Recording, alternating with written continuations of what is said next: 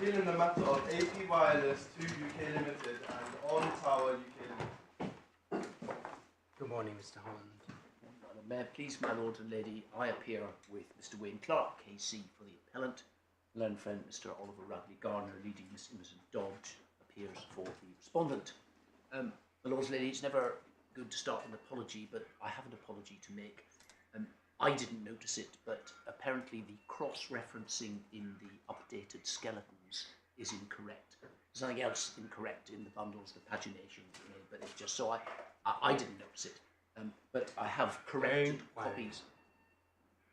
Sorry? Don't worry. I'm grateful. I have corrected copies if you want, so I apologise. Well, if you send them electronically, we'll look at them. I'm grateful. If I may then, I would like to start where we end in our revised skeleton and make the following point. The effect is the judge is right. In our submission, the judge's decision could potentially have far-reaching consequences in the sense of after decades of searching, landowners might finally have found the Holy Grail, that is the ability to enter into agreements which grant exclusive possession of premises without actually entering into a lease. And it would allow potentially a very easy means of circumventing those statutory protections which are afforded to tenants but not to licensees, such as the Landlord and Tenant Act 1954, the Housing Act 1988, and the Agricultural Tenancies Act 1995. Now, my lords, that is a rhetorical point, but it is one which we would submit is worth making.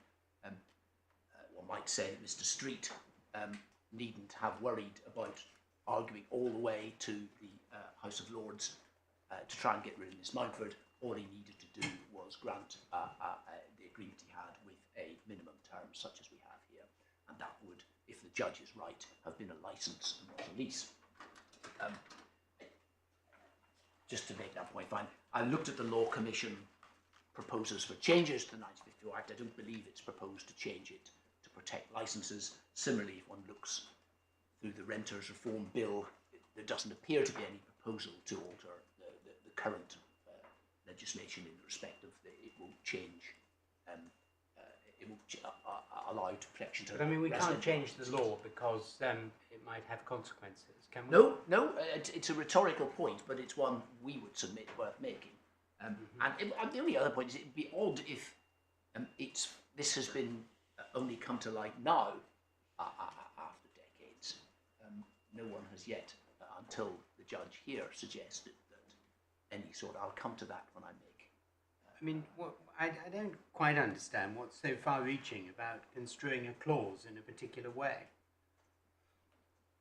Well, I mean, your problem, Mr. Holland, I mean, I'm not trying to prejudge the thing, and I'm speaking only for myself, is the wording of the clause.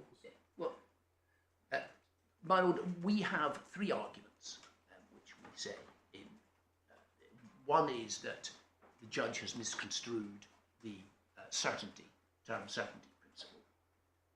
The second is, even if he's right on the certain term principle, he's misconstrued the agreement and the clause.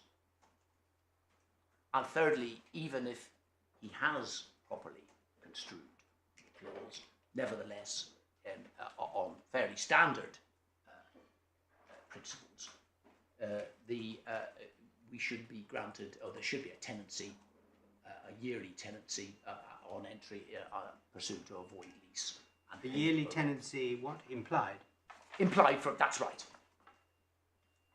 And I'll take you to why we say there's the standard term, and then there's the Maxfield point made by Maxfield. But there's nothing, the key to the Maxfield decision was clause 6 in that agreement, which provided that the landlord couldn't terminate, could only give notice in certain circumstances, and the judges held that that was inimical to the implication of a yearly tenancy. And we would submit you don't have that here. Those are and I'm going to start with making some propositions. I'm happy if Milo wants me to go straight to the construction of the agreement, I'm happy to do that. That redundant argument too, but I propose to take... Well, I mean, it would certainly help me if you showed us on the terms of the agreement how any of those arguments are made good. All right, well, can we start? Let's start with the terms of the agreement. And that's at the... It's at core bundle, page 14. Sorry, supplemental bundle, I'm grateful. It's divider 3, and one also has to look at divider 4.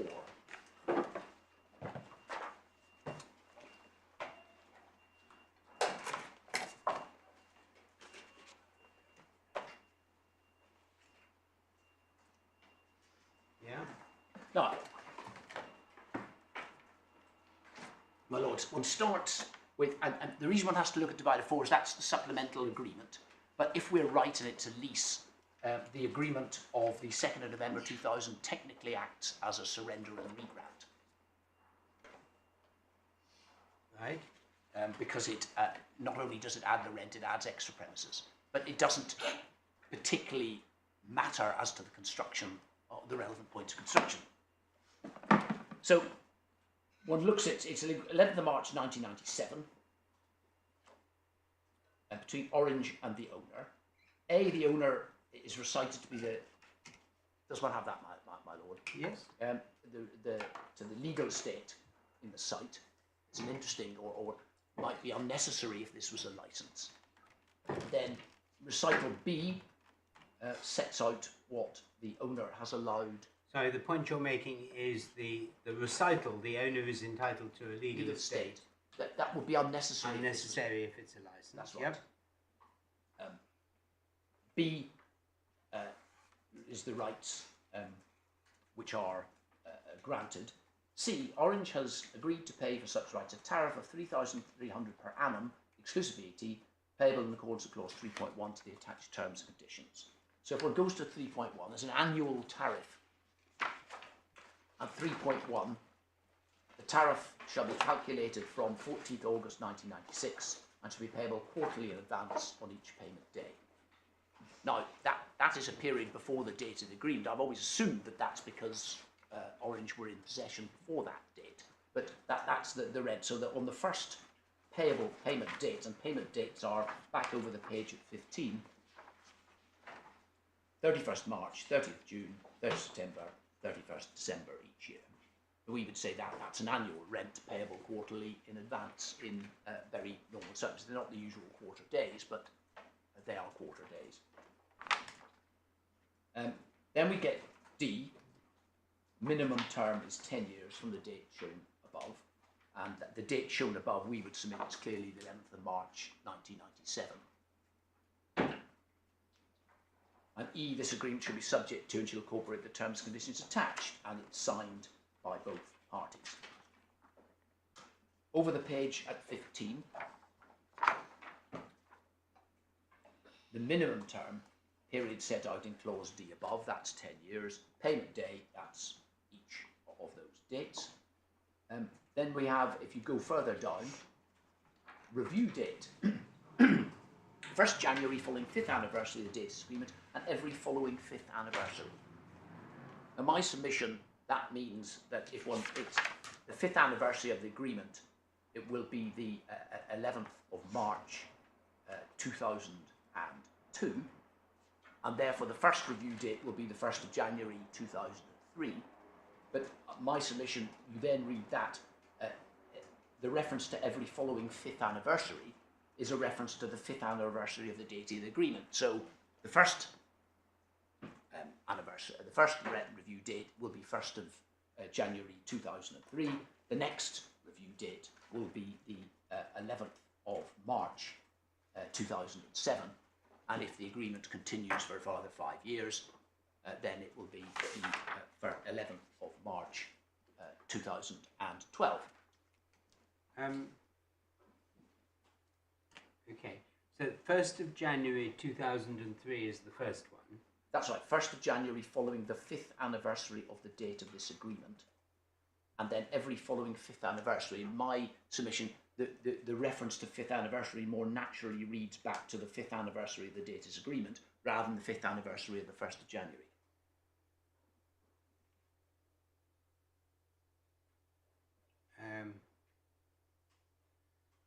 Okay.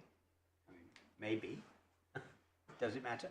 Well, my learned friend makes the point that there's a number of different dates here. In part of his point, you can't actually fix a date for a periodic term. But we would say you can. Here's the review date, refers to the 5th anniversary of the date of this agreement, which is the 11th of March 1997, and therefore the 5th anniversary will be the 11th of March 2002. Okay. So does the review date have anything to do with periodic tenancy in comparison with the dates of payment of the quarterly sums? How do those two lock in together? They don't, they don't, in the sense that, but that's it's not unexpected. There's in the sense that you have a tenancy which starts between quarter days. For example, if you have a 10-year tenancy starting on, say, 1st of February, you will have an annual rent which is payable quarterly in advance on the usual quarter days. So your term date, your start date and your term date and the anniversary date will be different from the quarter days on which rent will be payable. Yeah, the usual quarter days are 25th of March, 30th of June, 29th of September, and 31st of December. Some of these are 25th of March is the usual quarter date. 30th of June is the usual quarter date. 29th of September is the usual quarter date, and 31st of September is the usual quarter date. But there's nothing inimical to there being a lease that you have an anniversary date which is different from the rent payment dates. Sorry, maybe I've misconstrued your point. That's all very helpful. I understand, and thank you for explaining that. But when one is looking at, for example, when we come on to looking at implying a periodic tenancy, what are the touchstones for that? Would it be actually those payment days that there's quarterly rent tariff payable, or what relevance does the review date have in relation to how one would imply the period for a periodic tenancy? The key indicator is the rent is payable per annum. Okay. It's an annual rent, and that is reinforced by the fact that apart from the fact that the rent review date is calculated by reference to the anniversary of. Okay, so that takes you to the review date. That's right. Yeah, the rent is calculated per annum, although it is payable quarterly. It doesn't. I'm not saying this is a quarterly periodic tenancy. It's an annual, yearly periodic tenancy. On our second argument, if it matters, and that the rent is payable. And I'm going to take you to some authorities on the point, but that's the key. And the fact that the review date is measured the 5th anniversary of the date of the agreement would tend to support that we would submit. Now, yeah, I'll come to. I'm reminded by my Lord Junior. There is in the bundle paragraph 6054 of Woodfall, which is at page 362 of the authorities bundle. That's the general. I'm going to take you to that, but that's that. Yeah.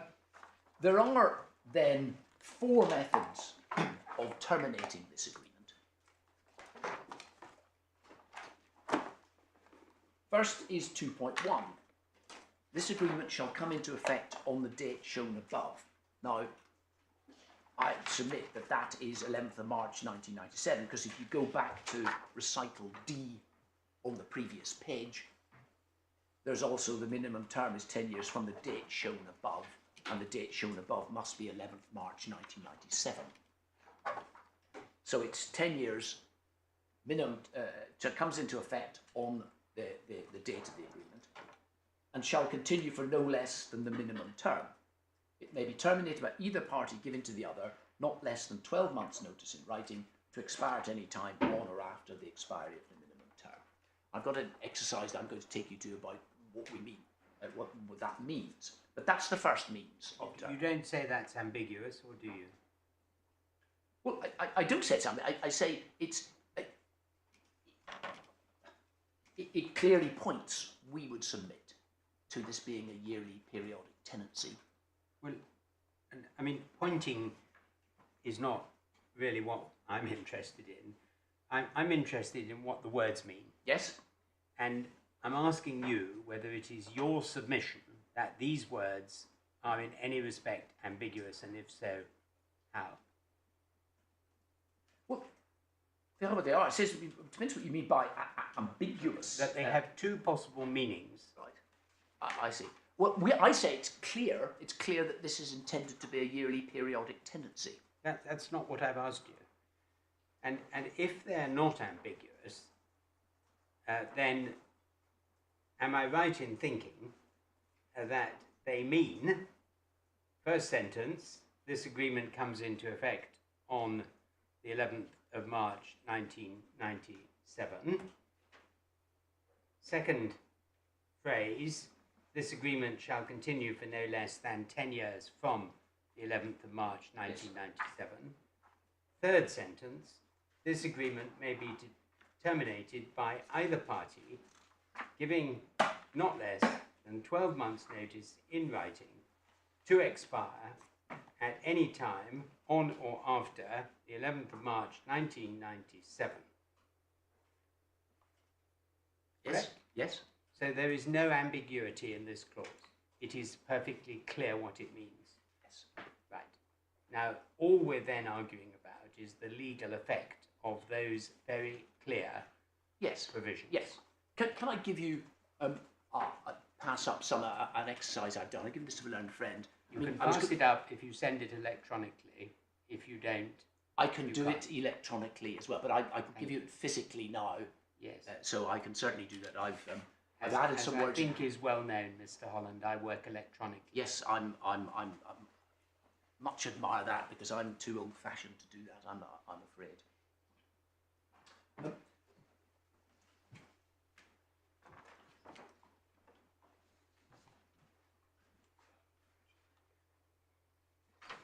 I will send it electronically with the addition.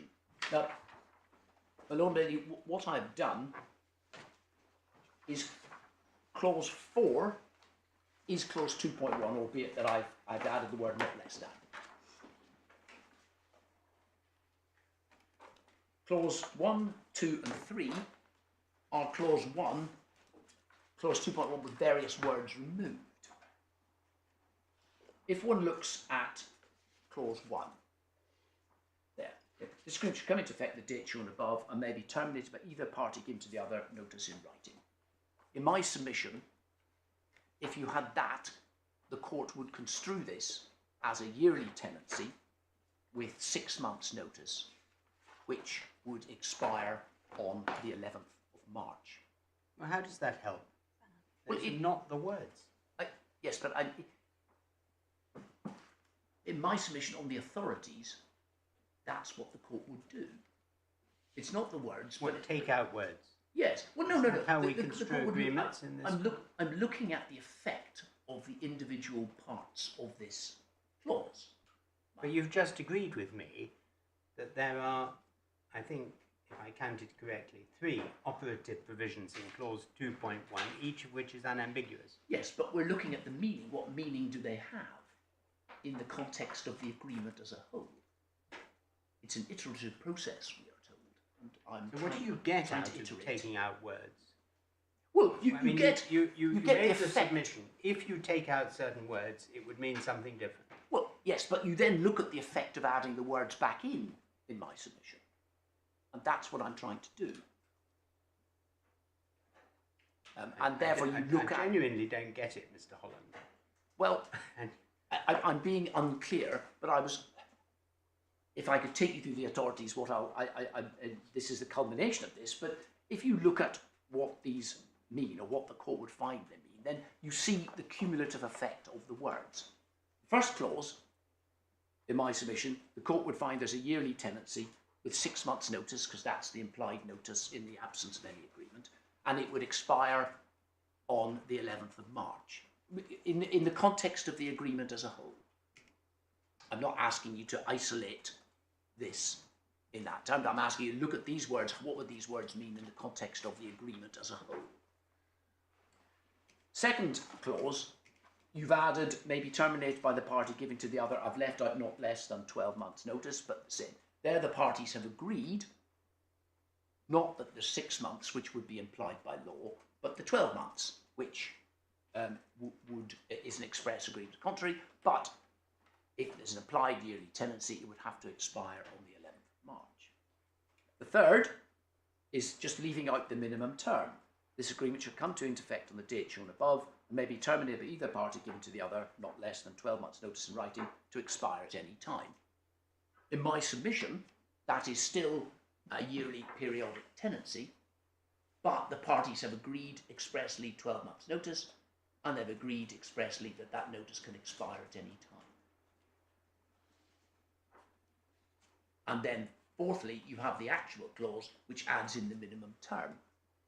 And in my submission, that cannot alter the meaning of, it cannot alter the fact that this is a yearly periodic tenancy.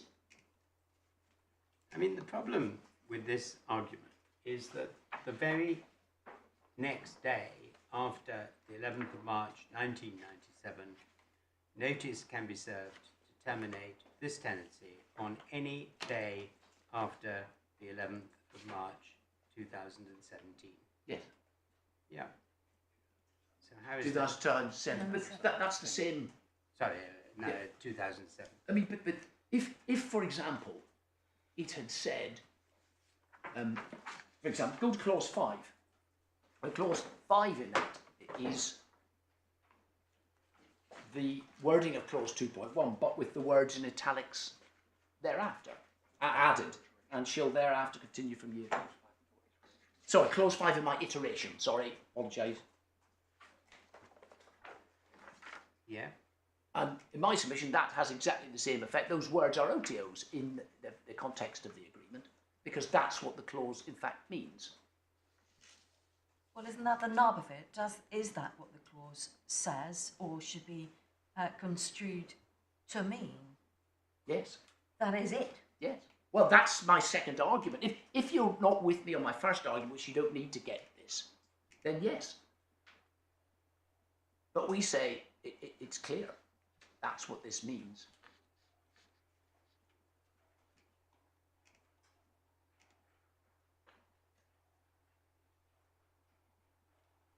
And iteration 6. I mean, I don't understand how an unambiguous clause can mean something that it doesn't say.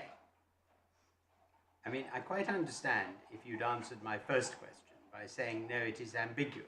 It actually means and should be construed as saying that it's an agreement, comes into effect on the 11th of March 1997, shall continue for a minimum term and thereafter continue from year to year.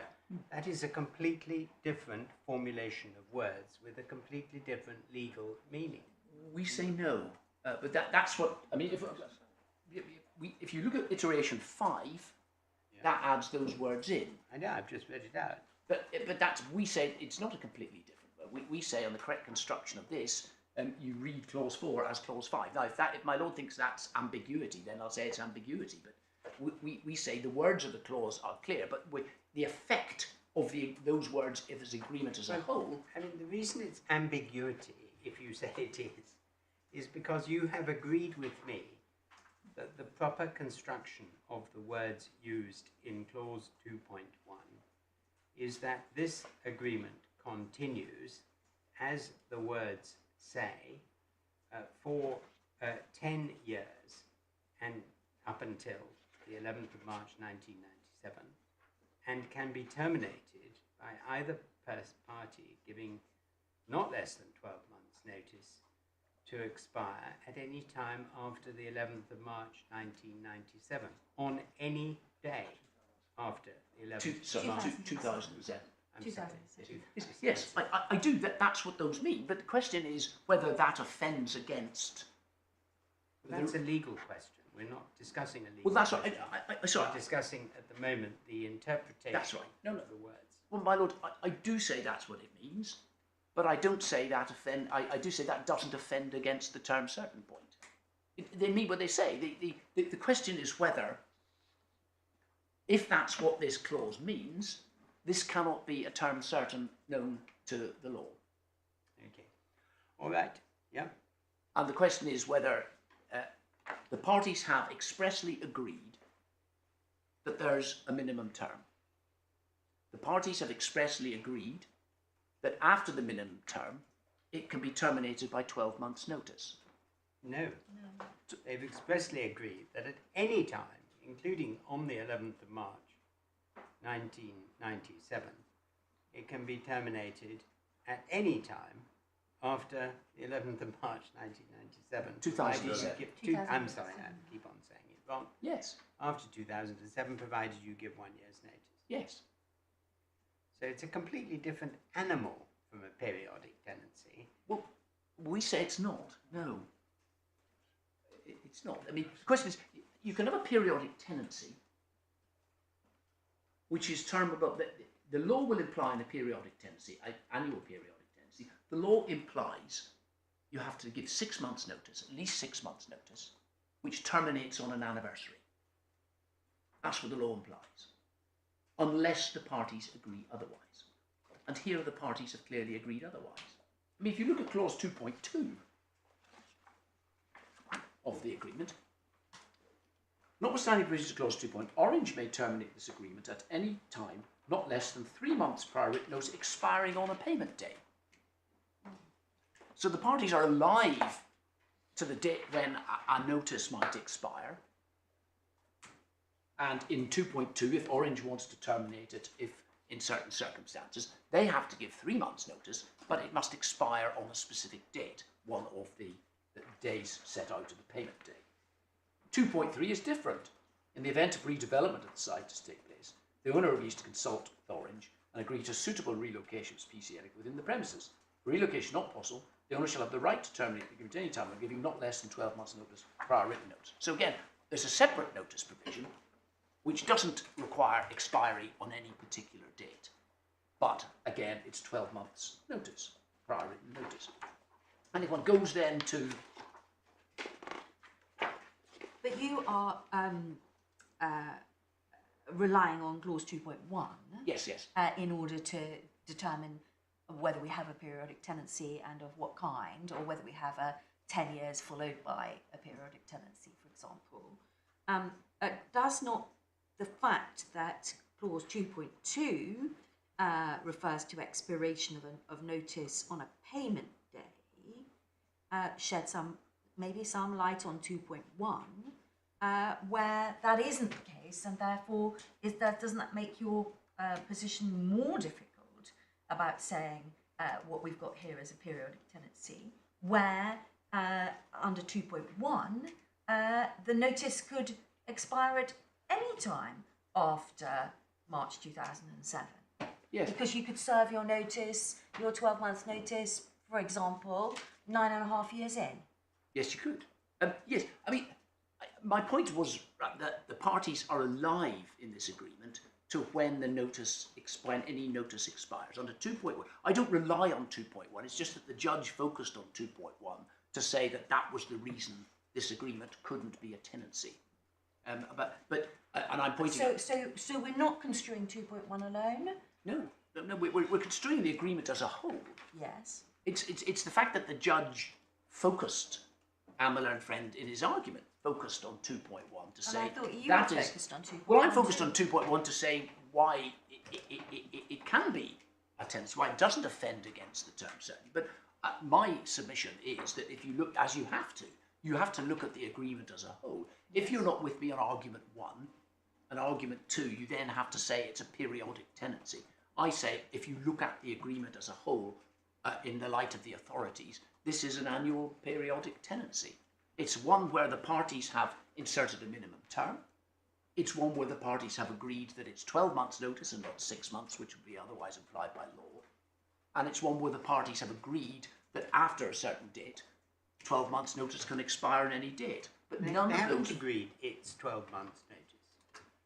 They have agreed it's not less than 12 months notice, Yes. which might be 10 years. It could be, yes, but that doesn't make my submission. It doesn't make it. You can always say that. I mean, any.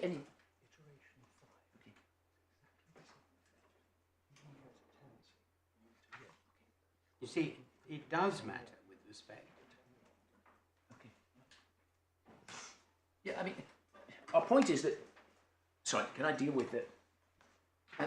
Not less than is not a relevant consideration. You can any break clause case, any notice to quit case, or any notice case. You can always give more notice. It's the question is what the minimum period of notice is. But the law will imply. The question is, it depends what you're asking the question for. But if you're asking the question to try and understand what term or type of tenancy is being created, or what term and type of agreement is being created by clause 2.1, the fact that it's not less than 12 months means that the whole arrangement has to be construed as one arrangement. It is not, on any analysis, something that lasts for 10 years and then something else happens. If it had said it is a fixed term for 10 years and after the 10 years you can give 12 months notice on a particular date, then probably you'd have quite a good case to say that a periodic tenancy was established. But the problem here is that at any stage from day one, the tenancy can be terminated at a particular time, but the time is indeterminate from the beginning to the end.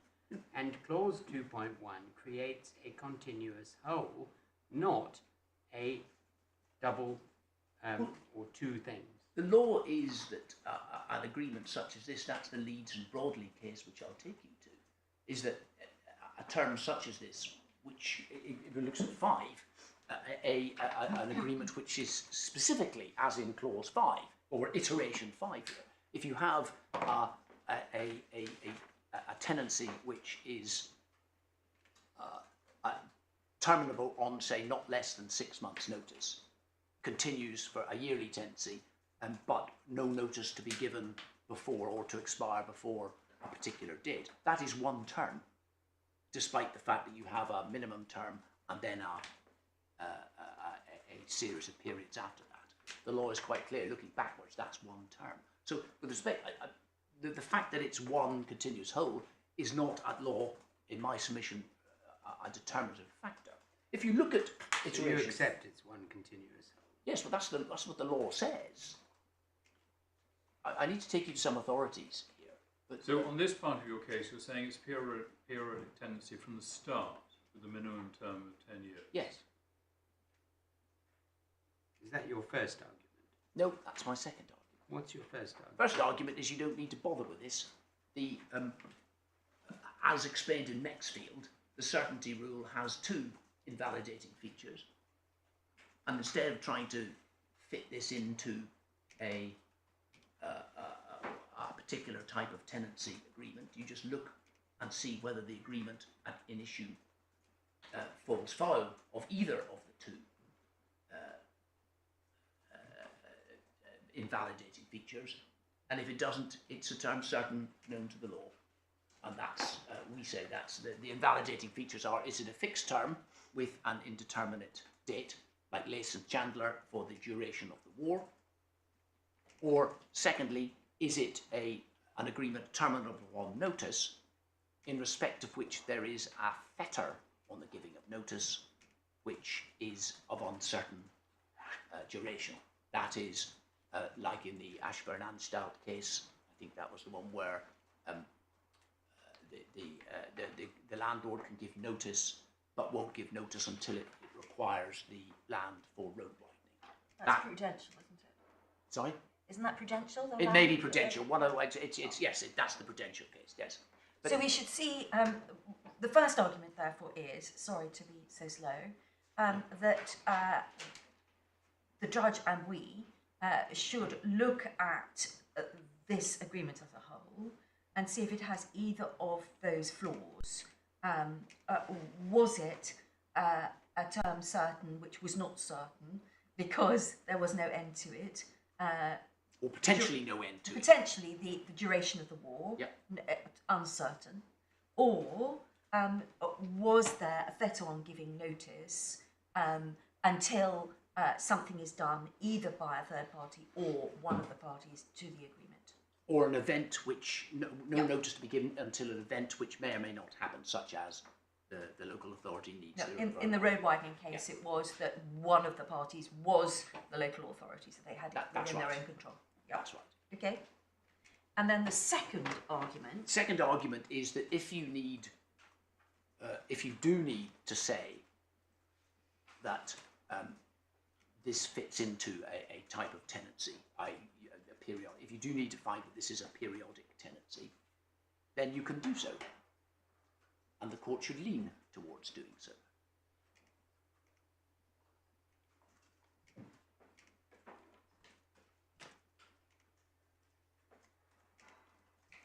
And to go back to clause 2.1, we do that by seeing the 12-month notice period, and the minimum term, you say, is like a Broadley or a Breams situation. That's exactly right. Or I think it's a Leeds. Yes, Leeds and Broadley. That's right. Well, you then have to look at these cases if you rely on them. Because Yes. my understanding of all these cases is there is none with a clause like this. There's an Australian case with a clause like this, and there's that the Denning, Rhea-Horn and Barry case, where I think I've quoted that, and it's. That was a suggestion made by Lord Denning, wasn't it? It was. Yeah. I suggest it was the end. I suggest the tenancy is from I think it's May to December, and thereafter terminable on any date, on giving 6 months' notice. Well, if you're going to look at authorities, it would help me not to dip into authorities at different time periods without looking at all the authorities you say are genuinely relevant to your appeal in chronological order. I find it extremely unhelpful to look at cases dipping backwards and forwards without knowing the legal context in which they were decided. Well, my lord, I'll try and do that. The problem here is that, as both the House of Lords and the Supreme Court have recognised, the law on term certain is of very ancient origin, and indeed rather obscure origin, and it was originally derived in respect of fixed term tenancies, and was only subsequently applied to periodic tenancies. That's why looking at the cases in chronological order helps. But I'll tell you.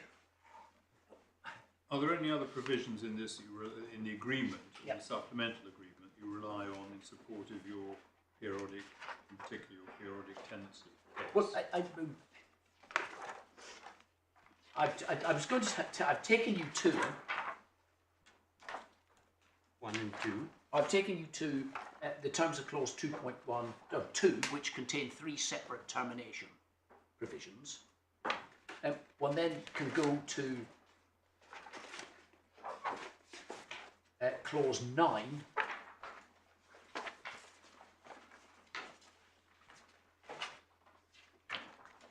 which is the equivalent of a forfeiture clause, effectively.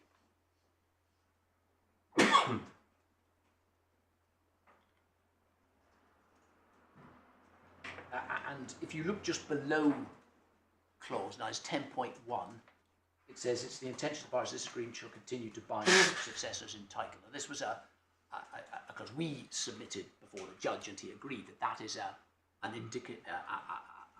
strong indication that the parties intended that this was to be a lease, in the sense that if it was a license, whereas you can assign the benefit of a license, you can't assign burden of So which is a strong indication? 10.1.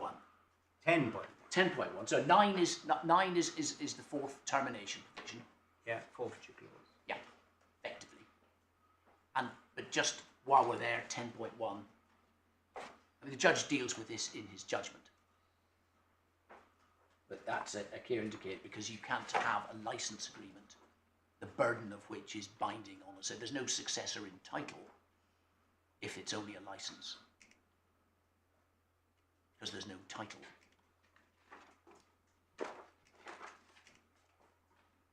Well, I mean, you can agree that a party shall be able to assign a license and can assign a license on death.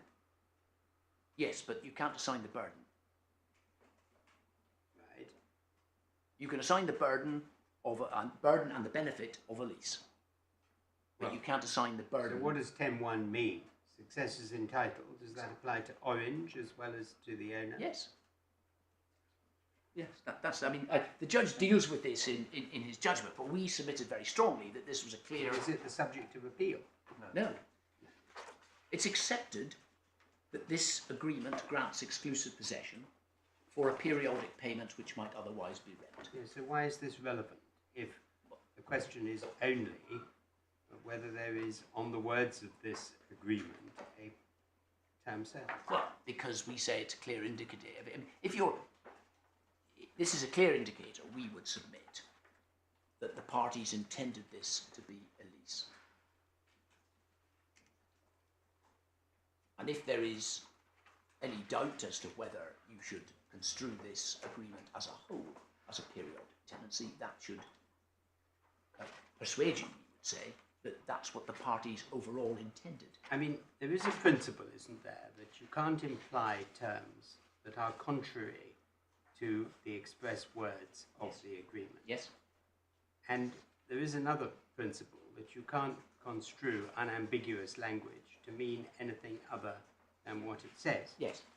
And what I, at the moment, don't understand, because it seems to me you're saying, well, it looks like a duck, it quacks like a duck, but even though Clause 2.1 says it's not a duck, according to the legal principles applicable, you should construe it as a duck. The problem with that approach is you can't, as a matter of law, unless you violate the principles that I've just mentioned. Well, my lord, where I differ from you with respect is that Clause 2.1 is contrary to the interpretation, the construction of this agreement as a whole, as a period, as a tenancy. Which is why I asked you specifically whether Clause 2.1 was ambiguous. And it is not ambiguous, as you say correctly, Yes. because it has three provisions in it which are clear. Yes. And whether they add up to a periodic tenancy is a different legal question for which we need to look at authority. But what it says is clear, and one cannot shade legal arguments, Mr. Holland, by saying, oh, you should, we don't just sweep our hands and say, oh, it would be much better if we construed this as saying something different, because then it would mean something different, and there are terrible consequences if you don't. We have to be true to our common law heritage in this court, which is to construe words to mean what they say unless they're ambiguous. My lord, I'm not asking you to construe Clause 2.1 in any way other than it's clearly intended. My submission is... No, intended is a weasel word. Oh, Mr. sorry. Holland. Anything else than it appears? Anything than what it says. Yes. Yes. But my submission is that is not inimical to this agreement as a whole being construed as a yearly periodic tenancy. Then you need to rectify it. No. If it is unambiguous, but it is inimical to the rest of the agreement, then it needs to be rectified. It's not inimical to the rest of the agreement. That's my point. Well, you just said it was. No, I don't. No, you're, with respect, I'm obviously not making myself clear, my lord. Okay. I do not say, however clear Clause 2.1 is, that when the agreement as a whole is construed, with clause 2.1 clear in its terms within it that this is not a periodic tenancy. It is a periodic tenancy, and there's nothing in the clear meaning of 2.1 which is inimical to that. That's the point. You're confusing construction of the words and law. And the construction of the words is an exercise in law, of law. Yes. And anyway, okay, well, Well, there we are. I hear what you say about Well, I hope to make that good, but I mean, the point is, we're talking across purposes. You are taking the words of, say, 2.1, let's concentrate on 2.1. It's clear what it means. Yes, it's clear what it means. Now, Mr. Holland, that means it can't be a periodic tenancy. That's where I don't accept. That's a legal question. We have Yes, to it look at is. the Well, authorities. that's right. Well, I'm about to go through some legal authorities, and Okay. it may not be in chronological order, but I hope that, I mean, a lot of the legwork It'll here be is, jolly unhelpful if it's not in chronological order, Well, to me. right. Well, Jolly unhelpful. the benefit here is that a lot of the legwork has already been done by the House of Lords in the Prudential case and by... If you intend to look at cases that precede the Prudential case, can you please look at them before we go to the Prudential case?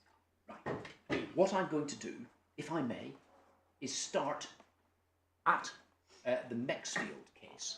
Sorry, before you do, you referred to the supplemental agreement. Is there any provision in the supplemental agreement on which you rely? No, the supplemental agreement we need to look at, because if I'm right and the original agreement is a lease, Yes. then what the supplemental agreement does is two things. One, if you go to page 24 of the supplemental bundle, you will see that it adds additional land. It increases the area of the compound, and as such, that means it's a surrender and regrant, because you can't. Right. You can't But there's alter. nothing. There are no terms Well, that support your case that it's a periodic tenancy. save for the fact that the tariff, if it looks at 23, the tariff of 3 hours, the old fee, specific clause, shall be deleted and replaced by a new tariff of 5,000, a new fee. So the annual fee is continued remains on an annual. annual basis. I Right. mean, for what it's worth, if you then go to page 28 and the following, it's clear that the parties on the 8th of August 2012, the agreement as the two agreements were treated as a lease because they were assigned formally as a lease. Oh, well, they were assigned formally. Yes. Well, it said, if you look, Okay, there's reference to lease. yes, and the same is clear there's the TR1 at 33. So it may be a forensic point, but the parties subsequently treated the agreement as... It's a forensic point, but a perfectly proper one to make, Mr. Holland. Well, at least I've made one perfectly properly. Can I just ask a completely different question? Yes. You've got from page 48 to 88, a schedule of properties. Yes. Are they all subject to agreements in the same term? Not all of them, no. What you've got at 41 and 42 and following is an assignment of a large number of agreements, the benefit of a large number Right. of agreements So- by Archiva Limited to the respondent, who was then known as Archiva Service, which includes this agreement. Right. So some of them are in the same terms, but some of them aren't. Yes, there's Okay. all. Yeah, it's a block. There's hundreds of them. No, I understand that. I was just wondering whether the significance of this particular agreement is because it's replicated in respect of a large number of... There are other agreements like this, but not all of these agreements that you see here will be in the same form. This is a very common orange standard form. So yes, this does recur. The importance of this is, yeah, there are other... We're not looking just at this agreement here. Well, that's what I assume from Yeah. the way it's being argued. Yes, it has impacts elsewhere, because this is as you'll see, it's a standard form of agreement entered into Orange. I'm not sure Orange still exists. but that was the start. So yes, it has. This case will have impact elsewhere. I mean, but that's the point. Yes, you will see in this agreement, but I don't think you could. It's there because it's the chain of silence. I was going to start at Maxfield, which is the where one Which gets. cases are you going to go to? I was going to go to Maxfield, Live West Homes, Prudential,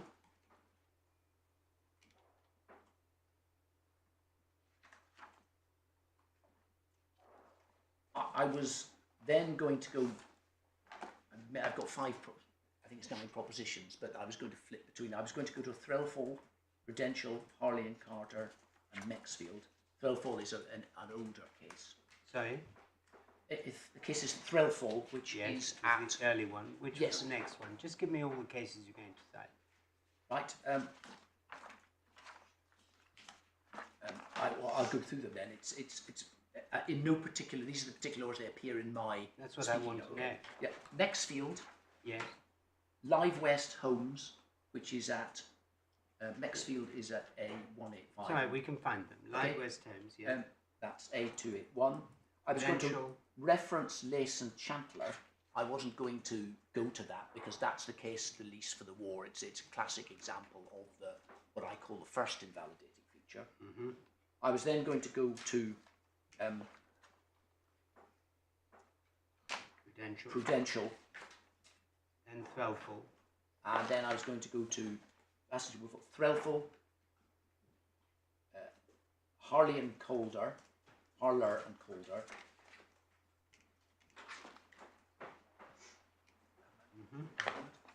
I was going to go, I'm giving you the order, King and Eversfield, Simmons and Haywood. I was going to mention those, I wasn't particularly going to. Some of these don't appear in your skeleton, I think. Do they? King and Simmons? I'm not sure. No, they don't specifically, but there's. I was then going to go to the Australian case of Ahmad. Hammerhead. Ahmad.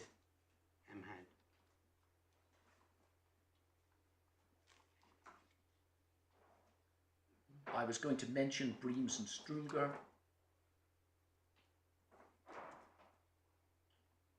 Leeds and Broadley.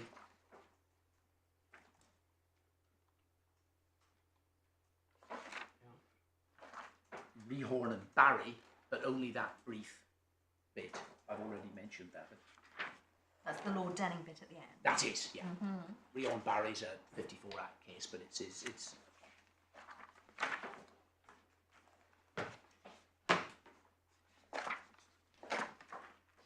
Right.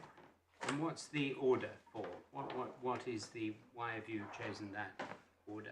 I was going to make 9 propositions. Right. Are you going to give them to us? Are they in your skeleton? Yes. I'm very happy to give them to you without reference. Well, it's not a proposition, but I was going to take you to what the present state of the law is. And then my proposition 1 was that there were the key to how the term certain principle is now explained is that there are 2 invalidating features. One is a single term or fixed term of uncertain duration, and that's the example, the Lace and Chandler, the lease for the duration of the war. The second is that in an agreement terminable on notice, a fetter of uncertain duration on either party's right to serve notice is repugnant to there being a tenancy. And that is, as I give example, and the lady just Asplin's rights, Prudential, that is terminable on 2 months' notice, but no notice to be given until the land is required for road widening. That is an agreement terminable on notice, but there is a fetter on the right, one party or the other's right to give notice of uncertainty. We understand that point. Right. Yep. Second. The second proposition is that although there is no satisfactory rationale for the genesis of the rule, and I'm quoting there from Lord Dyson in Maxfield. So far as can be divined, it appears term certain rule to have first stated in relation to fixed term tenancies, and may have been derived to distinguish between terms of years and indeterminate terms, the latter of which were converted into leases for lives, which at common law were a form of freehold. That's the original. They were only subsequently was the rule applied to periodic tenancies.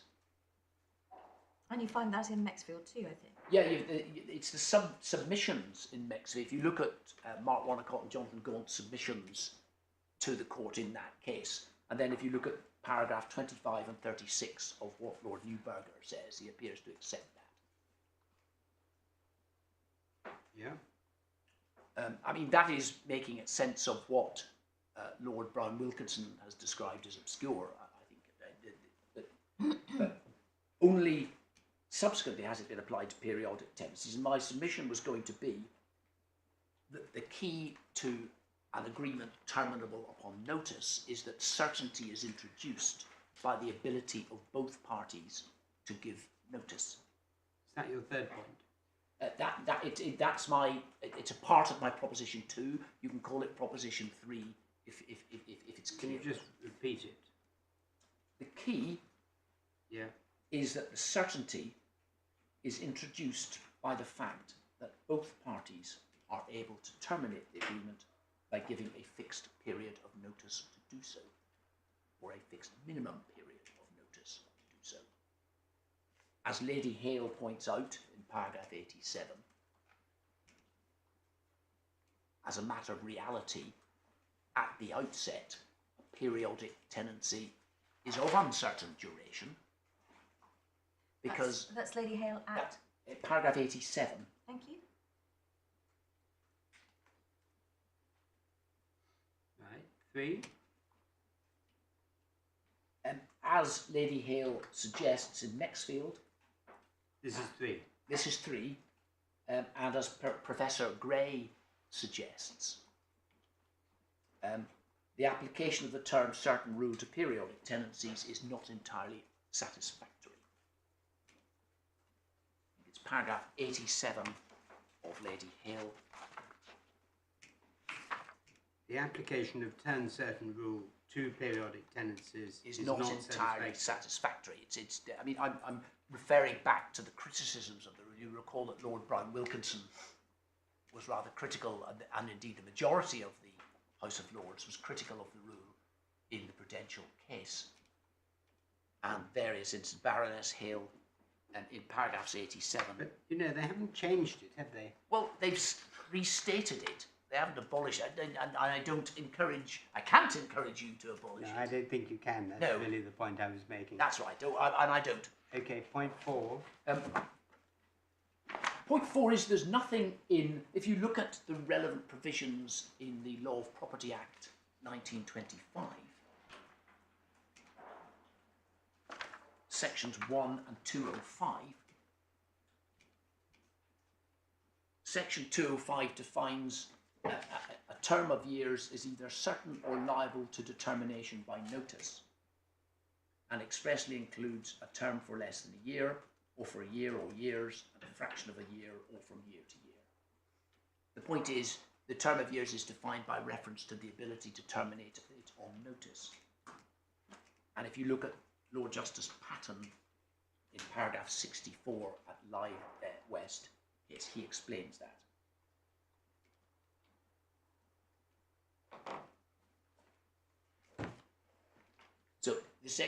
So there's nothing inimical in section 205, but to my explanation in my argument 1, because it refers to an agreement that's terminable on notice. My proposition 5 is an important one. Whilst in general, in any periodic tenancy, the notice to terminate given by either party must expire at the end of a period, this can be varied by express agreement between the parties who can agree any particular period of notice and any particular expiry date that they want. And that's a key point. There's nothing inimical to a yearly tenancy which the parties have agreed can be terminated on 6 weeks' notice to expire at any time. And that's Harlow, and it's Lord Justice Fox in Ashburn. That's right. It's also Threlfall, which is I think that's the widely cited case. It's a fairly early case. Well, it's 1880, but it's a divider too. But of course, you've got to have a periodic tenancy in the first place. I'm sorry, my lord. You've got to have a periodic tenancy in the first place.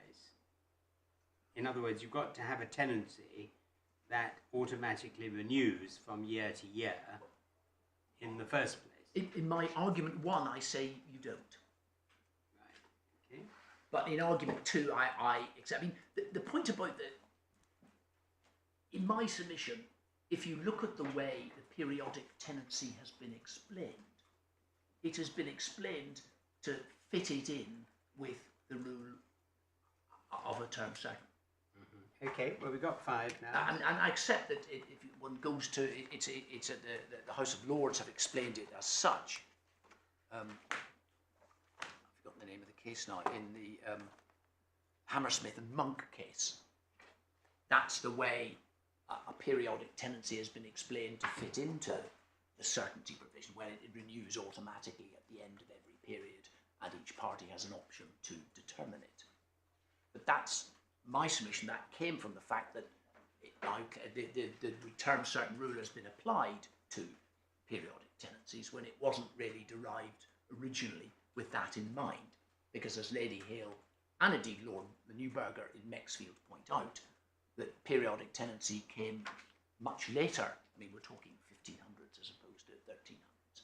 Came much later into being, and the rule against term certain rule was derived before periodic tenancies were recognised. That's how you get that from Lady Hale and Lord Newburger in the Maxfield case. And hence, Lady Hale's point of view, but it doesn't really neatly fit. And that's the point perhaps made more bluntly by Professor Gray in his book, but it's only picking up what judges have said. Yes, the point is that if you have a periodic agreement, even if you assume that you need a periodic tenancy, that is a tenancy with a defined period, which continues automatically for each period, and you can still agree specifically that any notice you want and any expiry of any notice you want. And that's my point on clause 2.1, is simply because it provides for a 12-month notice as opposed to the 6 that would be implied by law. And it allows you to determine it on any particular, on any date, and not just the anniversary date or a 6-month date. That's not inimical to the agreement being a periodic tenancy. Okay, 6. And whether or not an agreement which is terminable notice creates a periodic tenancy and the length of the relevant period is a question of construction of the agreement as a whole. I was going to cite Woodfall. Is that 6? That's 6. Could you repeat it? Sorry. Sorry. Whether or not an agreement which is terminable on notice creates a periodic tenancy and the length of the relevant period is a question of construction. I was going to refer to Woodfall 6054 and 17202. I think that's the passage. And that's the paragraph that Mr. Friend. Which was it? Woodfall? Woodfall 6054, which is an A362, and 17202, which is an A364. And that's a question of construction. Yes, and King and Eversfield says that. Simmons and Haywood, and indeed Maxfield, paragraph 107, it's Lord Clark, says a lease is construed as any other. And that is paragraph 107. 107. 107 of Maxfield. Yes. And that's, Lord Newburger agrees with that early in the judgment. But However, this is proposition 7. There is some support for the proposition that if there is no discernible period in an agreement, terminal, or on notice, then the law assumes a tenancy from year to year.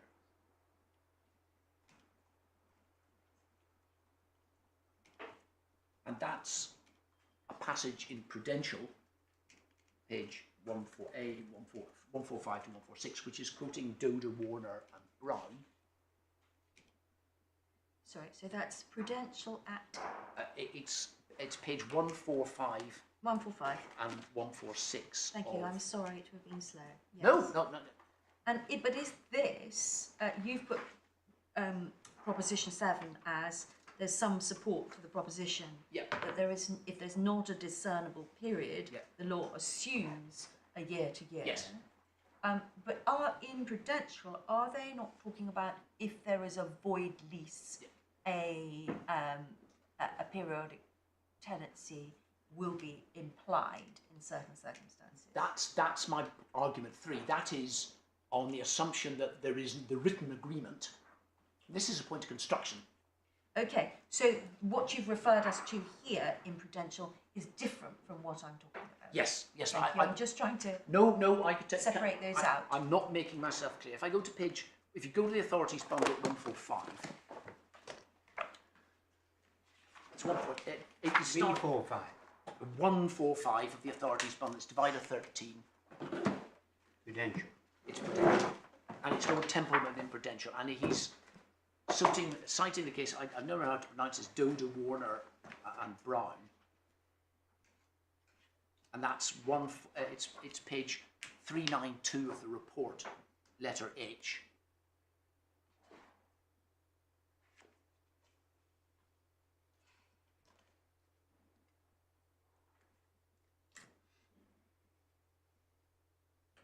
Yeah. And over the page, he quotes Chief Justice Lord Ellenborough. And it's the phrase, or if not for life, being for no assignable period, it must operate as a tenancy from year to year. And there's a discussion about that by Mr. Justice Dixon, as he then was, in the Ahmad case. And that's a principle that of construction, that if there was what might otherwise be a tenancy, you construe it in default as a yearly tenancy. I say you don't need to do, because here the rent is payable and calculated on a yearly basis. And if you want, it's A45, the thought of 45 in Ahmad. I mean, Ahmad's an interesting case because it's quite close to this one.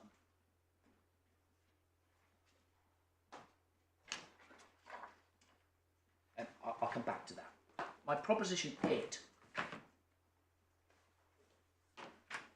was that there are cases where similar agreements, which have minimum terms and thereafter terminal on notice, have been considered, both here and in particular in Australia, and it's never been held that a term of such agreements is not legally certain. Similar times where one has a minimum period, okay. And then terminable on But you notice. keep on saying, Mr. Holland, and you keep on saying thereafter. That is not this agreement. This agreement is not and anything. It is an agreement for 10 years, which is terminable on not less than 12 months' notice at any time after the 10-year dead stop. It is not anything plus anything. That's what it is.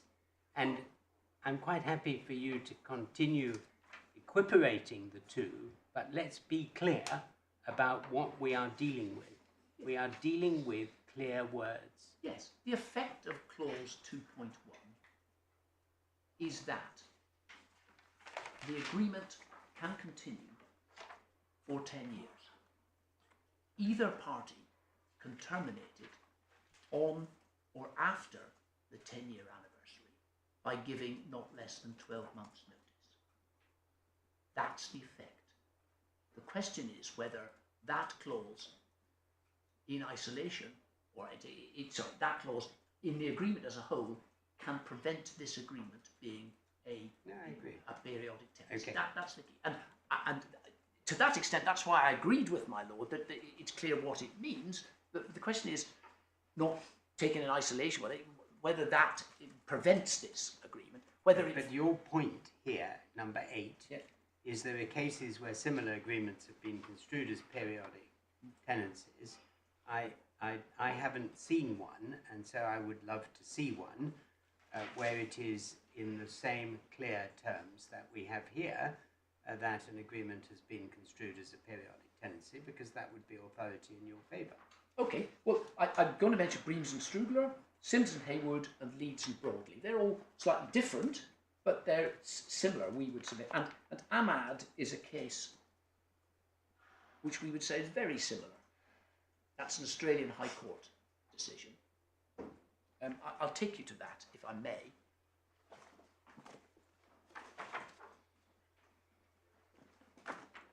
Well, it's completely different, because page 27 in the bundle, it's an agreement that the premises are let at a weekly rent of £2, commencing on the 17th of May 1937, and not to cease until 1 month's notice in writing shall have been given, such tenancy to continue for the term of 3 years at least. Yes. So it's completely different, because it's not a tenancy for 3 years. It's a tenancy, a weekly tenancy, which is to continue for not less than 3 years. Well, that's not how either the majority or the minority in the High Court of Australia construed it. Okay. But it is. What the words say, anyway. Well, if you go to page 28, it says Ahmad's tenancy, and I'm looking at Ahmad's case. Where are you? I'm at page... Ahmad's case, okay. Yes. Ahmad's tenancy, first of all, was created by an agreement in writing dated 17th May 1937, whereby the then owners agreed to let the floor to him, quote, at the weekly rent of £2, 2 shillings and 6pence payable in advance. Such tenancy commenced on the 17th day of May 1937, and not cease, except as hereinafter rider, till 1 month's notice in writing shall be given by either party to the other. Such tenancy continue for the term of 3 years at least. 1, the rent to be paid the said tenant monthly in advance, the first such payments being £9, 4 shillings and 2pence, be paid on the signing hereof, and hereafter such similar amounts the 17th day of each month. By notice to quit date 19th September. What happens is the landlord gives notice to quit of a month, but not expiring on an anniversary date. But if Can you just tell me whether this case has ever been followed in England? Well, no, because there's nothing has ever come up. I mean, it's Never been cited? I don't think so. Right. Well, it's an Australian High Court case. Maybe it's never been cited because we haven't had an agreement like this to consider. Okay. Anyway, this is your best case that is similar, you say? Well, it's the most similar, but it is very similar. It's basically it's continue. It's a weekly rent payable monthly, a month's notice in writing to terminate, but continue for a minimum term of 3 years. Yeah. We say that's very similar. Yeah, it's different, but very similar in effect. Now, if you look at how the High Court construed it, there's a majority and a minority. The majority held it was a monthly tenancy. And Yeah. then, When I said weekly, monthly, it was obviously more like yes, yeah. And it's, if you look at page 36, this is Chief Justice Latham. Top. It was argued that the agreement created tenancy from year to year. In my opinion, it's clear this is not the case. There was obviously no actual agreement for a tenancy from year to year. Circumstances did not show a holding over after an expired term under a tenancy at sufferance or a tenancy at will. Tenant did not hold over, but continued to hold on the terms of the agreement. There was no payment of rent as an annual rent. There was payment only of a monthly rent. The agreement created a periodic tenancy and a monthly tenancy expressly made determinable by month's notice in writing. Settled in the case of such a tenancy, there's no new tenancy at the beginning of each month, but a letting for a period determinable by notice to quit. Todd and Endicott, there was agreement for a tenancy not to cease until a month's notice shall have been given by the party. The other just continue 1 year at least. It's held that this was not a Okay, yearly tenancy. yeah.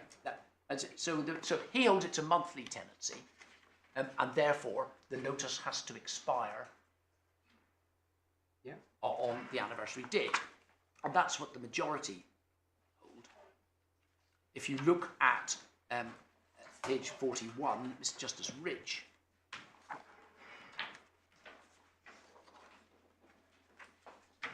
He's the minority. no, he's in the majority. The minority are Mr. Justice Dixon and Mr. Justice McTiernan. And if you halfway down that, he says, I'm picking it up at, he describes it given the word hence, which is about a third of the way down. It's page 41 of the authorities bundle, page 341 of the report. Yeah. Hence, the parties seem to be endeavouring to create tenancy to commence on the 17th of each month, which is not to terminate except by a month's notice on either side. Superadded is a provision that tenancy must continue for at least 3 years. We should, I think, give effect to the apparent intention of the parties so far as the law will permit. However, artificially, that intention may be expressed. Is some Latin phrase. I think that what the parties have been struggling to provide for, and what they have sufficiently provided for, is a calendar monthly tenancy beginning on 17th May 1937, terminal by calendar month's notice on either side, subject to the condition that it must continue at least until 17th May 1940, with the result that no month's notice to quit at any earlier date can be effectual. I know of nothing in law of land or tenant which prevents the recognition of such a tenancy or full effect being given to it. So, I mean, I just don't understand why you say this is in any way similar to our case. I mean, it was perfectly clear here when it started that this tenancy was a tenancy either from week to week or from month to month, probably from month to month, and it had a super added condition that it should not be terminated for 3 years, and that's what the judges say. Well, it's not what the minority say. The minority say it's a yearly tenancy, which Well, can be even terminated. that doesn't have, I mean, that's of no consequence to us, but what I don't understand is how this helps you. Well, because this is a yearly tenancy, which is the what you said, the words of Lord Justice Rich, or Mr. Justice Rich, Yeah. which We've read this. a superadded provision that must continue for 10 years. That's what we say this is. It's not super added. This is a 10-year tenancy, if it's anything, with a termination provision, which is what it says. It can't be a 10-year tenancy because it can last longer than 10 years. That's the point. Minimum term of 10 years. Yes, it's a minimum. It's superadded. We say properly construed. This is a yearly tenancy to which the parties have said neither of us can give notice to expire before the 10th anniversary. Okay. All right. Well, I think we've probably done Ahmed. I'd like to go back to your. All right, but I mean, conditions. I say, Can I'm we saying have your ninth the point. proposition? Can I just 2 more points on Ahmed? First of all, if you look at that case, Mr. Justice Dixon, as he then was, and Mr. Justice McTiernan said it was a yearly tenancy on the correct construction of it, and therefore the notice to quit was valid. The point is, neither party argued that it wasn't a tenancy at all. It would have been much easier for the landlord to argue that it was a licence because the term certain rule had been breached. And there's some discussion by Mr. Justice Dixon at pages 44 and 45 into 46 of the effect of the English cases. And he does mention, because I rely upon that, I mentioned that there's some support for the proposition, no discernible period of an agreement of termination. If there is no discernible period, then you assume it's a yearly tenancy. But if you look at page 45 of that, Mr. Justice Dixon approves that or mentions an earlier case. And just below the middle of the page, having mentioned Moore and Dumont, he says, for the reasons explained at length in the majority judgment of that case, where there's an indefinite letting, the law ascribes a term from year to year, unless there are reasonable clear indications of some other tenure. And the point is, this was all a discussion of whether the termination date was right. But no one said this isn't a lease. No one said the term certain rule had been breached, and such that there was no lease at all, despite the fact that that would have been an advantage to the property owner in that case.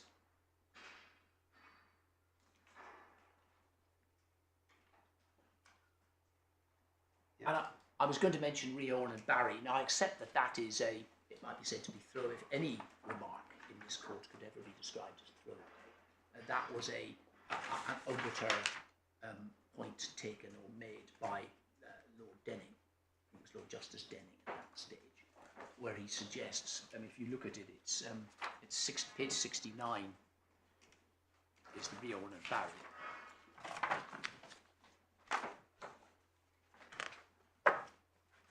If you look at 74 and 75,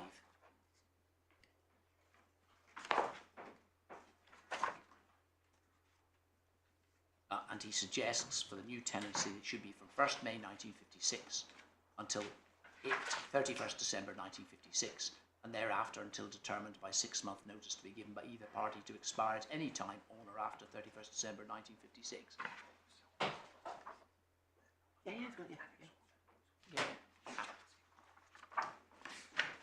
And if you look then at page 79, Lord Justice Burkitt says, I entirely agree by the terms of the lease and for the period which it to be granted.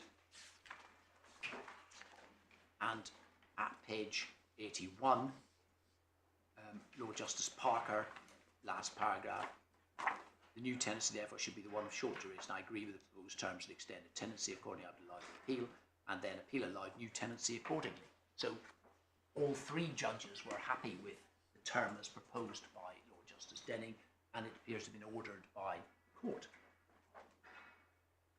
Now that is a tenancy for a fixed term, thereafter determinable upon any date, or a term determinable on any date on giving notice. And none of the Court of Appeal appear to have thought that that in any way wasn't a tenancy, in any way offended against the term certain rule. Yeah, 9.9. 9 is that the term certain rule has been subject to rather intense judicial criticism. I was going to refer to Lord Brown Wilkinson in Prudential, which is A149. I mean, if it's a rule, the fact that it's subject to intense judicial criticism really doesn't make much difference to us here. Well, my point is, if in both Prudential, bizarre outcome is how Lord Brown Wilkinson describes it, and his comments are expressly agreed with by both Lord Griffiths and Lord Mustill. And in Maxfield, again, Lady Hale describes it as Alice in Wonderland quality, Carolian quality. This court, or a judge, courts shouldn't struggle to increase it. It should be applied restrictively and shouldn't be used to frustrate, I would submit, what might otherwise be the clear intention of the parties.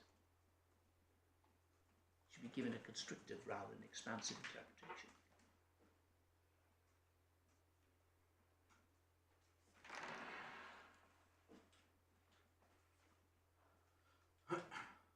Those are my 9 propositions. Now, where are we going from here? Because we've only got a day for this case, and we do have to allow audi alterem partem, as yes, we used to be allowed to say. I'm very conscious of that. But having made those points, I'm giving you the authorities. I was going to take you to the authorities, but if you've taken a note of them and want to read them at leisure, I was. Well, I'd like to see any authority that demonstrates that you can drive a coach and horses through the clear wording of a provision which does not, on its face, create a periodic tenancy. That's really what I'm concerned about. Right. I mean, I'm very interested in hearing innovative arguments of law, but if they simply contradict the clear wording of a provision the parties have agreed, I personally find it difficult to see how this court anyway, can overcome it without changing the rule of law on which it's based.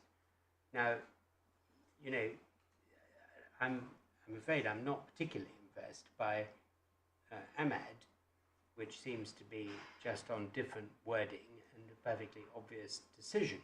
But I do want to look at the other cases you've mentioned but not taken us to. I'm not impressed either by Lord Denning's case, which seems to be something that he decided he should order rather than a contention, rather than a disputed argument on whether that created a periodic tenancy or not. But there are some other cases you have mentioned which I've not looked at, Harler, Ashburn, Threlfall. I think we need to look at those, Yes. if you rely upon them. I do, and I will take it. But again, my point, perhaps again I'm not making myself clear, but my point is not that clause 2.1 doesn't mean what it says it. Right. My point is rather, taken by itself, it is not inimical to the construction of the agreement as a periodic tenancy, if that is required. It's not inimical to what? To the construction of the agreement as a whole as a periodic tenancy.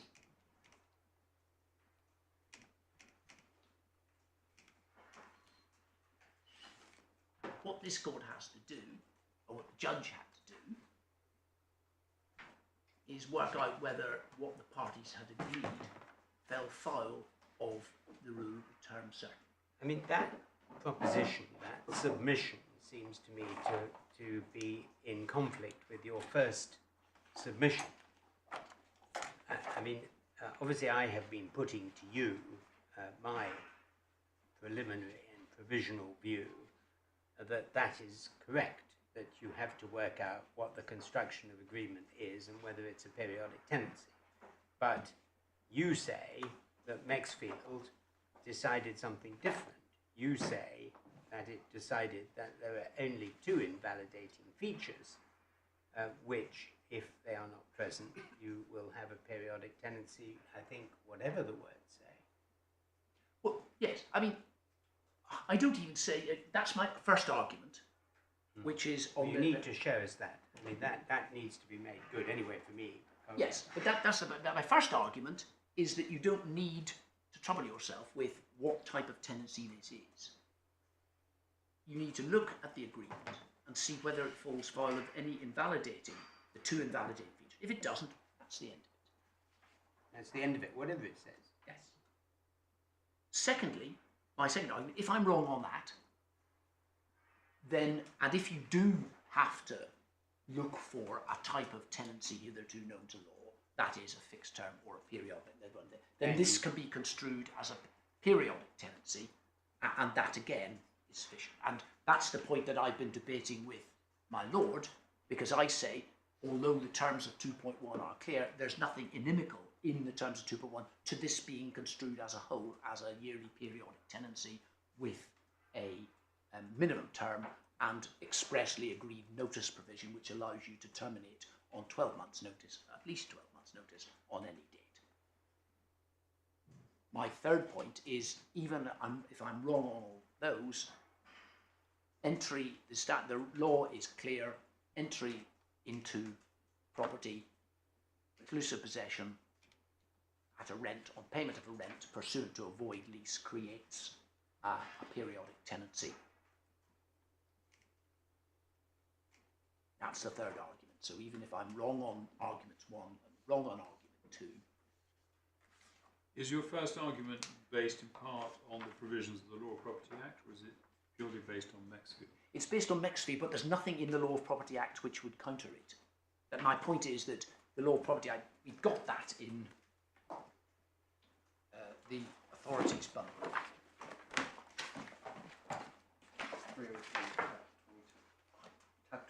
Thank you. It's tab 22.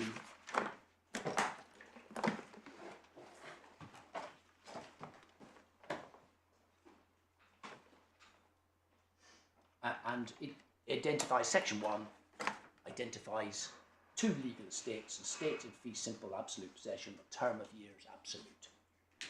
And then 205,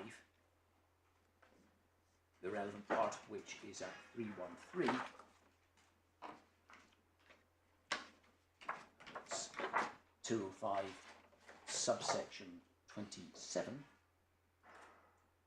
Term of years absolute means a term of years taking effect either in possession or reversion, whether or not rent, with or without impeachment or waste, subject or not to another legal estate, and either certain or liable to determination by notice, re-entry, operation of law, by provision, cess, or redemption.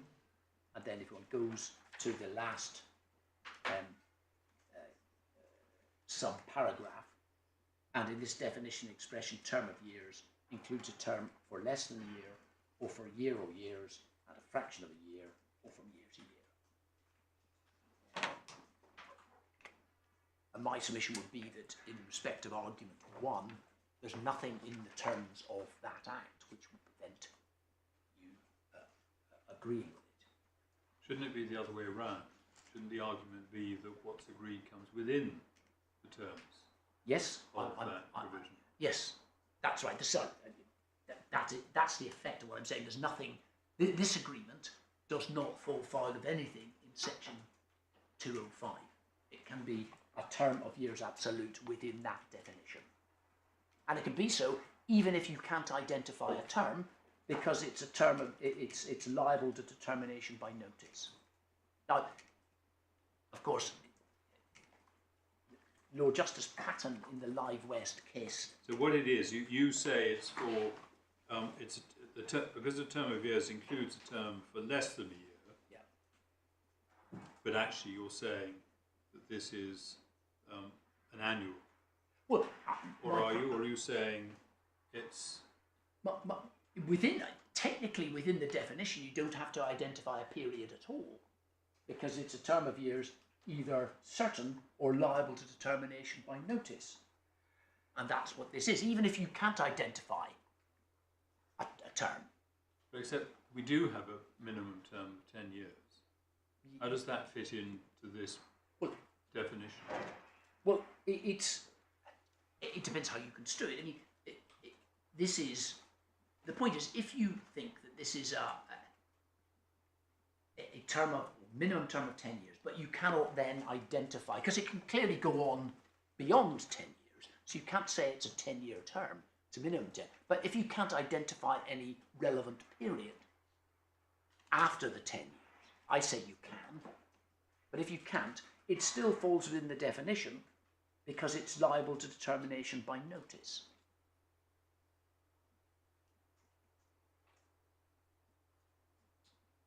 And there is an inclusive definition. The term of years includes term of less than a year, year from years, or fraction of a year from year to year. Now, Lord Justice Patton explained what that meant in the Live West case. I think it's paragraph 64 of his 61? 64, I think, of Lord Justice Patton in Live West. Where do we find that?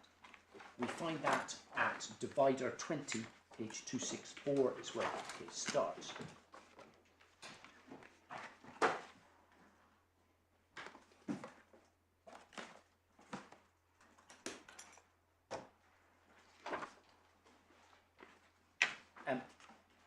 So it's paragraph 64. I was going to draw attention to paragraphs 59 to 61 as well. Well, 61 actually states the rule. The principle is that a yearly tenancy is saved from being uncertain because each party has power to determine the tenancy at the end of each term is an appointment point. Suffice it to say, at this juncture, the law is settled in this area, the Supreme Court having reconsidered the requirement that all tenancies must be for a term certain, and giving the rule renewed if grudging approval in Maxfield. Yes, if you look at what he cites at paragraph 60, he cites from Lord Templeman in Prudential.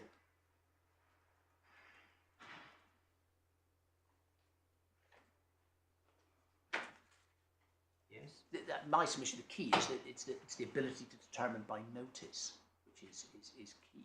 Well, it's as if both parties made a new agreement at the end of each year for a new term for the ensuing year.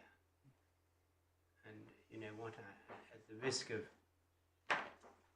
continuing to state the obvious, at what point can there be any even notional agreement to continue the tenancy for another year here ever? Because on the correct construction, that's what it means. This is an agreement which the parties, they've said. I take you back to Threlfall. Right? You can have a yearly tenancy terminable on 2 weeks' notice at any time. It's what the parties have agreed. We haven't looked at 12. I'll take you to that.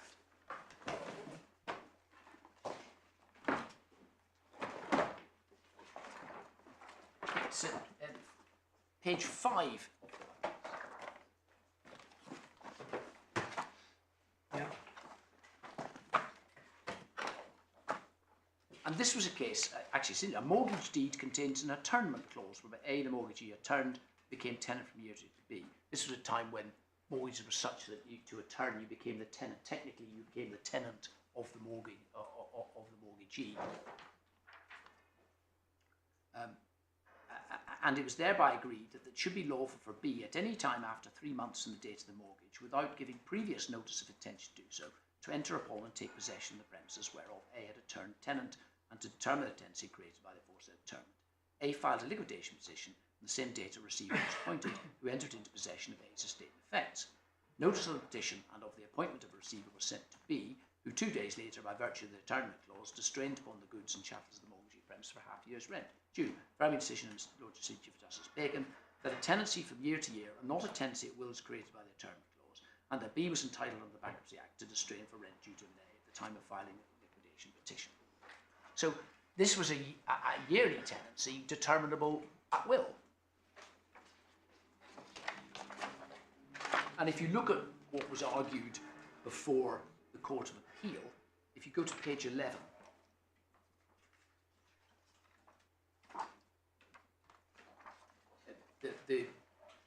the argument was that the tenancy created by the atturnment clause, being determinable at will of the mortgagee, was not a yearly tenancy, but a tenancy at will.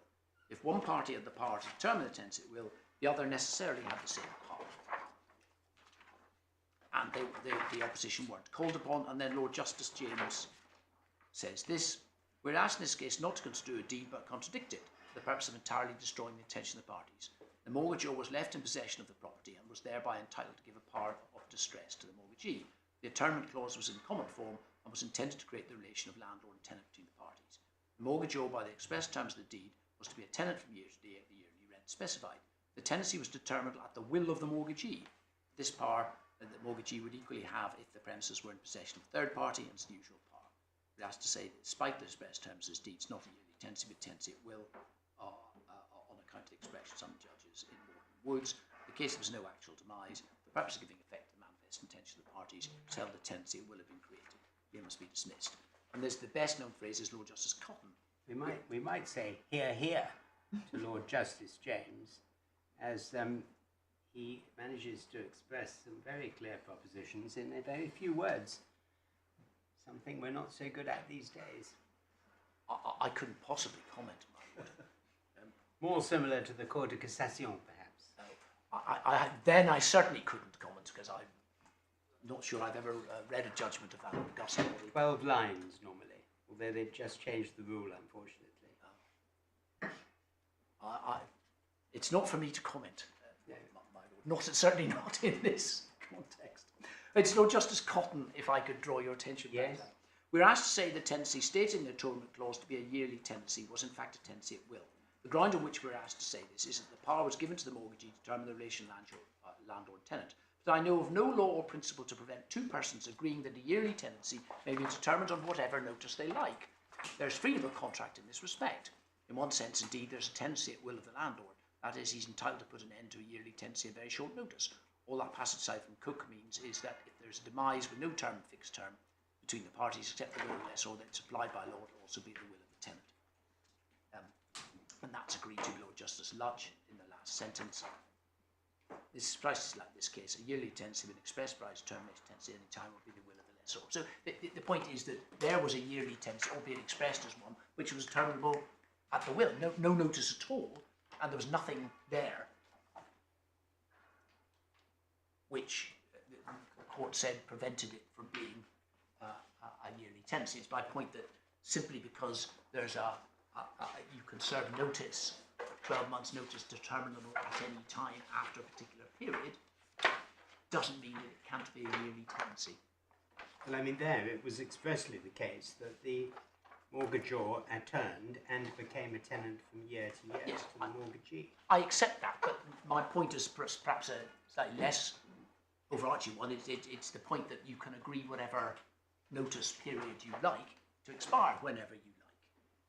And that was part of my point, that clause 2.1, simply because it provides for determination on 12 months notice on any date on or after the 10th anniversary, doesn't mean it can't be a yearly tenancy. Here you had a yearly tenancy determinable on no notice at all on any date.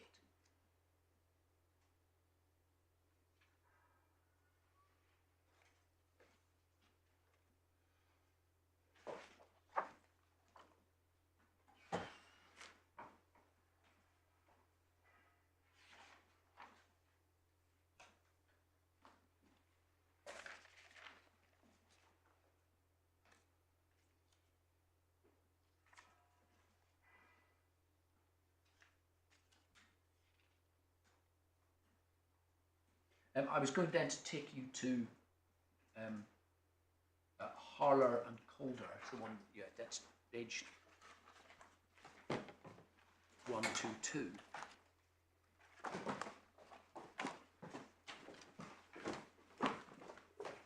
Sorry, it starts at 119.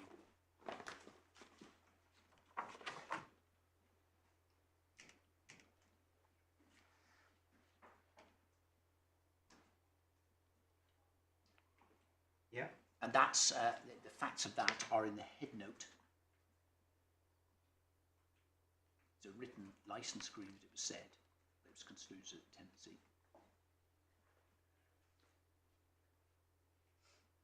Yeah.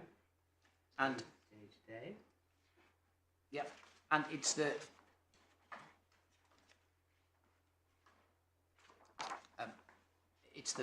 penultimate paragraph of the judgment of Lord Justice O'Connor, where he says there's no doubt that parties can contract out of the common law rule that a notice to quit should expire on the rent day, and the short question here is whether that's the effect of clause 4 in the agreement. I'm quite clear it's not. The clause I've said was in fact a sham and provided it could be terminated by either party given to the other not less than 1 month's notice. Indeed, there's a license, there's no statutory requirements at the time, but no other formality required. The point is, again, the issue was whether the parties had contracted out of, not whether they could do so.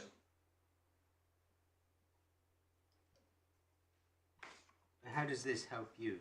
Well, it reinforces the point that you can agree whatever notice period you want.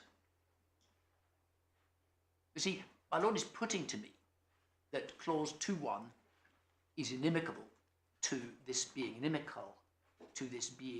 a periodic tenancy, because it provides for a minimum term of 10 years, and then on 12 months notice it can be terminated on any date. Well, you keep on saying that, but it's not what it says.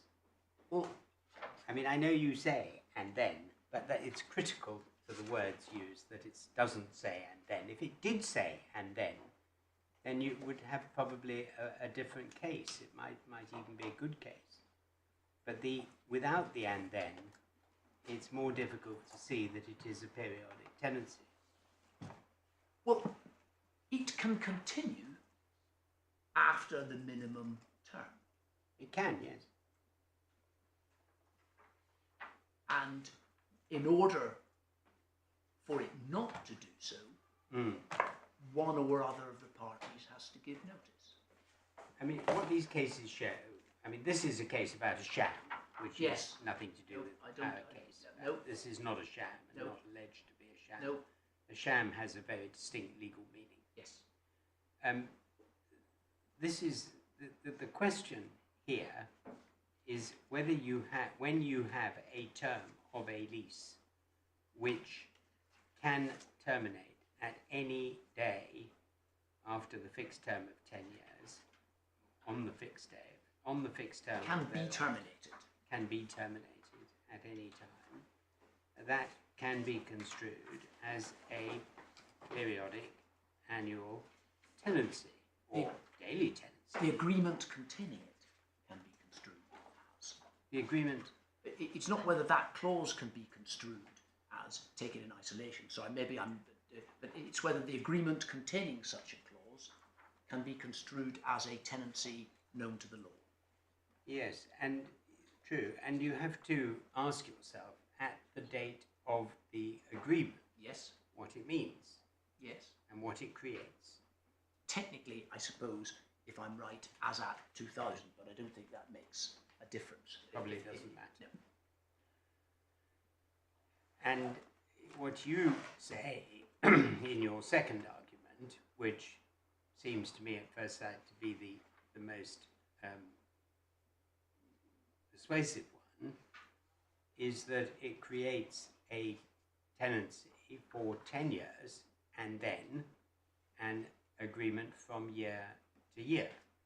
Yes, And you say, as I understand it, that the fact that the notice is terminable at any time is irrelevant if it is properly to be construed as being a fixed term plus a periodic tenancy from year to year, and the cases show that. yes. I say it's not irrelevant, but it's not. It doesn't prevent it from being. It's not fatal. Yes. So the only question is whether it is fatal to say that it is not a periodic tenancy at all, but a tenancy for a fixed term terminable on an uncertain date. Well, it is terminable on an uncertain date. Yes, if it as were a periodic- is a periodic tenancy. That's the point If that it Lady were Hale a makes. periodic tenancy terminable on an Yes. uncertain date, it would be okay. But if it's a fixed term tenancy terminable on an uncertain date, then it's not. No? Yeah, yeah. The point. That's the point made by Lady Hale in Maxfield, that a periodic tenancy. Well, you better show me what she says. Yes. If you rely on it. If you go to Maxfield, let's go Yes. to that.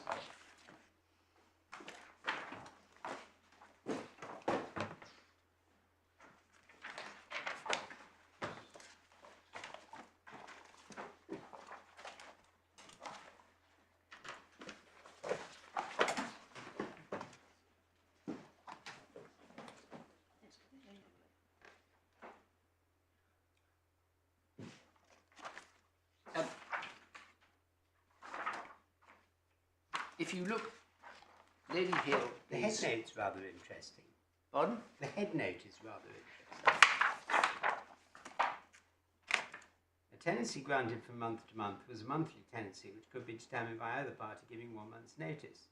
As a matter of contractual interpretation, which depended on the terms the parties had agreed and the circumstances in which they had been agreed, the agreement between the claimant and the defendant could only be determined by the defendant under Clause 5, blah, that such an agreement, being for an uncertain term, was not capable of taking effect as a tenancy in accordance with its terms. So that was that case. Yes, if you look, clauses 5 and 6 are paragraph, Yeah. the relevant clause of paragraph 5 of Lord Newburger's judgment. Yes. I mean, this was a case where 5 and 6 are the relevant clauses. And it was 5 says Mrs. Beres, and what's it's a mortgage redemption, I think it's a mortgage saving scheme whereby people who got into trouble with their mortgage were granted a tenancy by a company. You can see what the explanation was Yeah. by. Well, it's 5. Yeah, well, they got into trouble, and instead of getting possession, that they were granted a tenancy of their property. And 5. The only provisions of the agreement which express by the termination clause 5 and 6. This agreement should be termed up by Mrs. Beresford, giving 1 month's notice in writing. 6. This agreement may be brought to an end by Maxfield by the exercise of the right of re-entry specialists, but only following circumstances. Rent paid reserved if any part thereof should be any time in arrear. B. Mrs. Beresford shall any time fail or neglect to perform or preserve any of the terms of this agreement which are performed or reserved. D. If a resolution is passed under Maxfield's rule regarding proposal dissolved. That's it. So that's the relevant clauses, and what the court found that on the correct construction, those were the only provisions which provided for determination. It has been argued that it was a monthly that despite that, Maxfield could serve a month's notice. There's no question of whether it was intended to be a periodic tenancy, because it obviously was. Yes, that's right. I don't say that the terms of this tenancy are similar to the terms here. And the question then was, what is the effect of that? And the Supreme Court held that because Clause 6 acted as a fetter of uncertain duration on the right of Maxfield to terminate. You mean clause 5? No, Clause 6. Clause 6. Clause 6. The re-entry clause. Yes. Mm-hmm.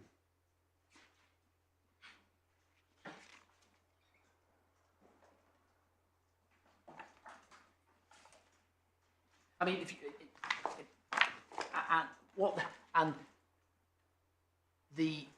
what the Supreme Court held, it was Mrs. Beresford argued correctly that because there was a fetter of uncertain duration on the ability of Maxfield to terminate the agreement, that offended against the rule of term certain rule. Thus, the agreement could not, it was up for an indeterminate period. However... Sorry, I understand now. Sorry, I hadn't twigged that it was Miss Beresford who could give 1 month's notice. That's right, Maxfield. that's right. Yeah. And she hadn't done so. Yeah, But what had happened was okay. eventually at some stage, Maxfield tried to serve a month's notice to terminate, and it was held they couldn't do so under the terms of the agreement. Secondly, that by reason of the terms of the agreement, Clause 6, it was an uncertain term, it offended against the rule of uncertainty of terms. Thirdly, however, Mrs. Beresford was saved by the old common law rule that a term prior to 1925, a term uncertain granted to an individual was transmogrified into a life term, and which by, I think it's section 19496 of the Law of Property Act, that automatically became a 99-year term. Right, but this is not by an individual.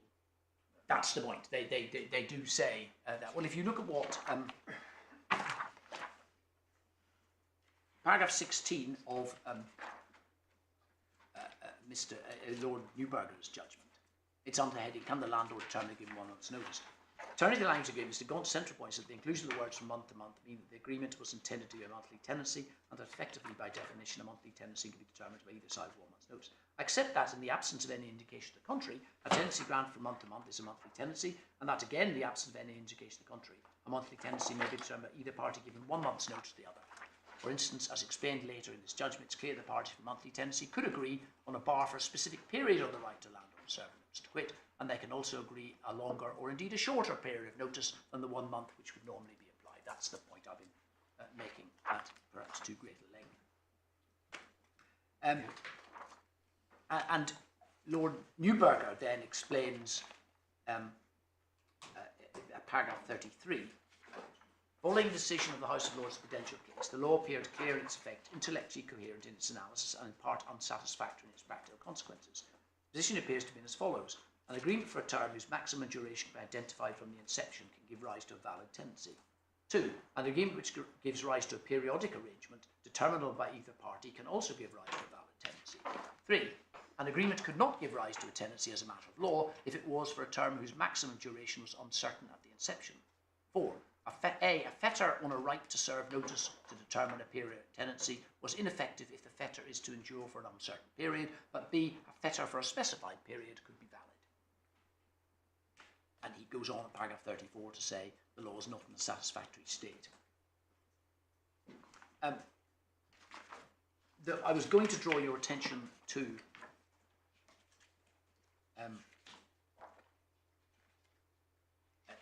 paragraph 55, where he deals with the Bream's case. I say, I indicated early in this judgment this conclusion would apply irrespective of whether the purported tenancy created by the agreement was simply for an indeterminate term or for a periodic tenancy with a fetter on the landlord's right to determine. There is no difficulty in the former if the former is the right analysis. If the latter is correct, then there's a monthly tenancy which the landlord is unable to determine unless he can rely on one or more of the grounds clause 6. In Bream's case, the court concluded that a periodic tenancy with a fetter on the landlord's right to determine for 3 years was valid. Seems to me the term thereby created was equivalent to a fixed term of 3 years, subject to restricted right of termination of the landlord and an unrestricted right of termination of 10, followed by periodic tenancy.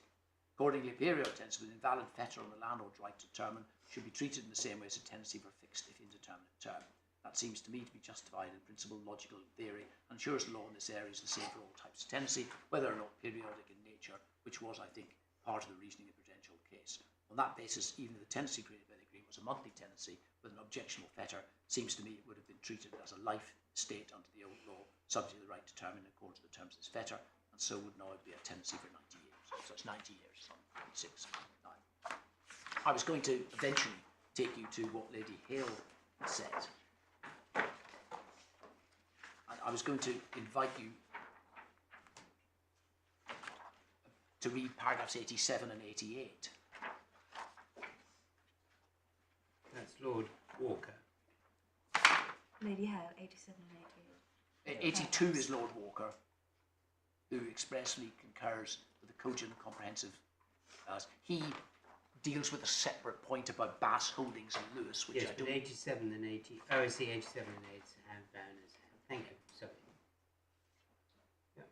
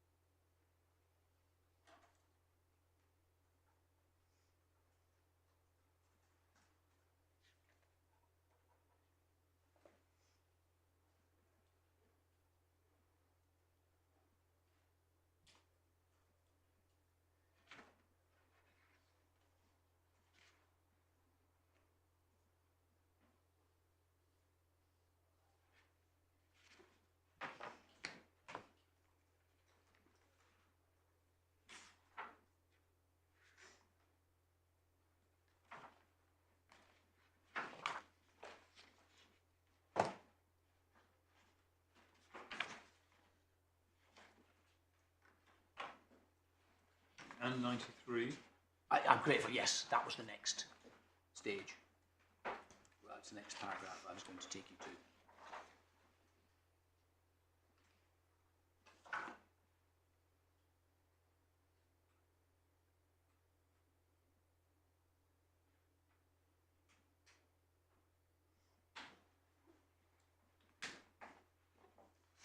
And paragraph 95 is the point that my Lord the Master of the Rolls made to me a little earlier, that the tenancy for life option is not available to someone who's not an individual.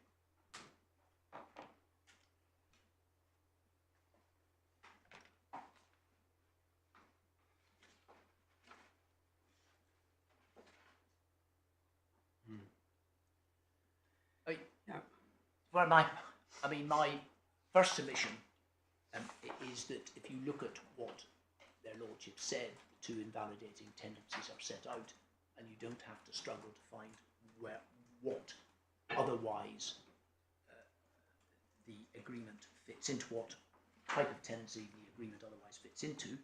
If it's an exclusive possession for a periodic payment, which is rent, if it doesn't fall foul of either of those two invalidating tendencies, as this agreement does not, then that's the end of it.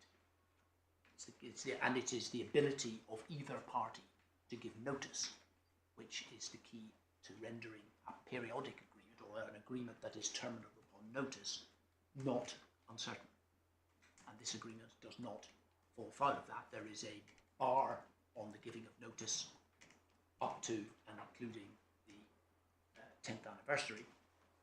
Thereafter, it is determinable on notice. That is a notice which the parties have, and if one wants to then go into argument 2, that is a notice which the parties have agreed can expire on any date after that time. It's 12 months notice, and the periodicity is given by the annual payment of rent.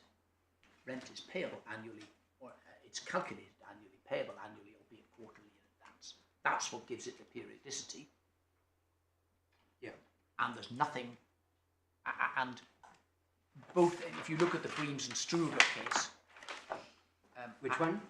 The Struger case, that's the one that Lady Hale dealt with, and Breams property in Struger. That was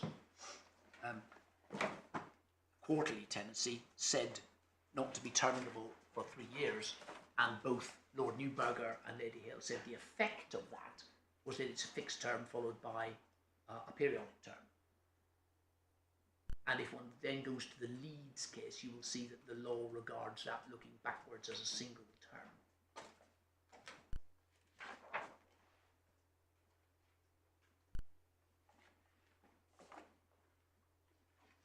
I think that might be important. Should we go to the Leeds case? Yes.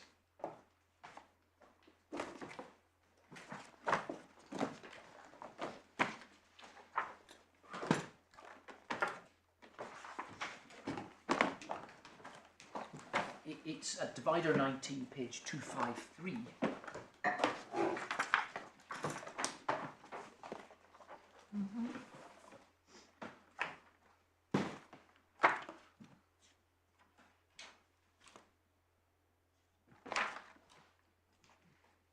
It was the point that you made just then that it was treated as a single term. That's right. If you look at the head note here, I think the issue was whether an agreement which provided for a minimum term and thereafter periodically was 1 or 2 tenancies. If you look at that, that's, I think it becomes clear in the head note. Not very clear. Perhaps I could go to paragraph 4. Paragraph 4. Yes. The relevant forms of agreement vary in each case in liberty as follows. Whereas the landlord agrees to let the premises known as for a term of 6 or 12 months and thereafter continuing on a monthly basis unless terminating the party under provisions of clause 3, paying the rent per calendar month, landlord lets the tenant. Then 3.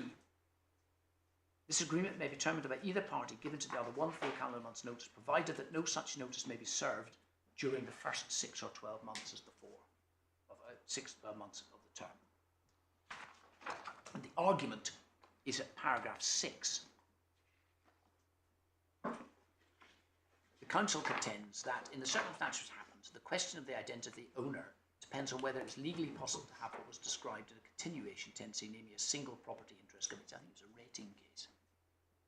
It's 5, the statutory imposition of liability. The council argues that it's not possible. The tribunal and judge have held to the contrary. The council, in its written argument of the appeal, that the type of tenancy purportedly created by the agreement offends against the rule that requires tenancy to be of sufficiently certain duration, and which, if contravened, means that the purported tenancy is beyond the power of a landlord to create. The emphasis on the argument shifted somewhat in Miss Brethren's helpful submission during the hearing, away from the certainty issue. The question of whether the type of hybrid tenancy appeared on the face of the agreement could not exist as a single grant in the light of the provisions of the law of property 1925. So the question, I think, was obscure on whether you had a single grant or a fixed term followed by a periodic term. The final council argued further said this form of tenancy agreement can only be construed in 1 of 3 ways. 1 as a fixed term followed by a periodic tenancy under the Housing Act 1988. 2 as a monthly periodic tenancy with a fetter and termination period of 6 to 12 months. 3 if intended as a truly single tenancy comprising 2 terms, it cannot be a tenancy at all, as this is legally impossible. It must therefore be a contractual licence. And in paragraph 15 he says there's no doubt that a lease for a fixed term is valid, as is a periodic tenancy from month to month, and I don't think that such a lease is invalid. That's right. But the point is they say it's a single term. The council, I think the obscurity of the argument was, or the term was whether there was a single term or whether it was 2 terms or 2 separate leases.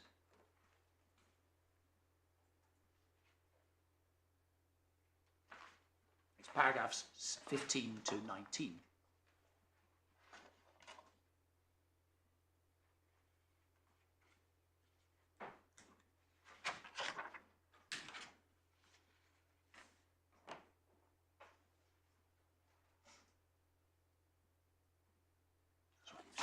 Yeah, the question was the liability under was it section? That's right, it's council tax liability. Yeah. The question was for who was liable for council tax. That's right. Sorry.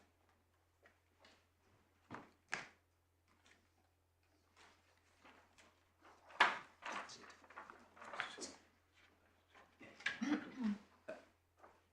So I haven't been quite clear. If you look just above paragraph 6, you will see the crucial question is whether the tenant in these cases at the relevant times had a material interest, i.e. a leasehold interest which was granted for a term of 6 months or more. Section 6, 5, 6, and 6.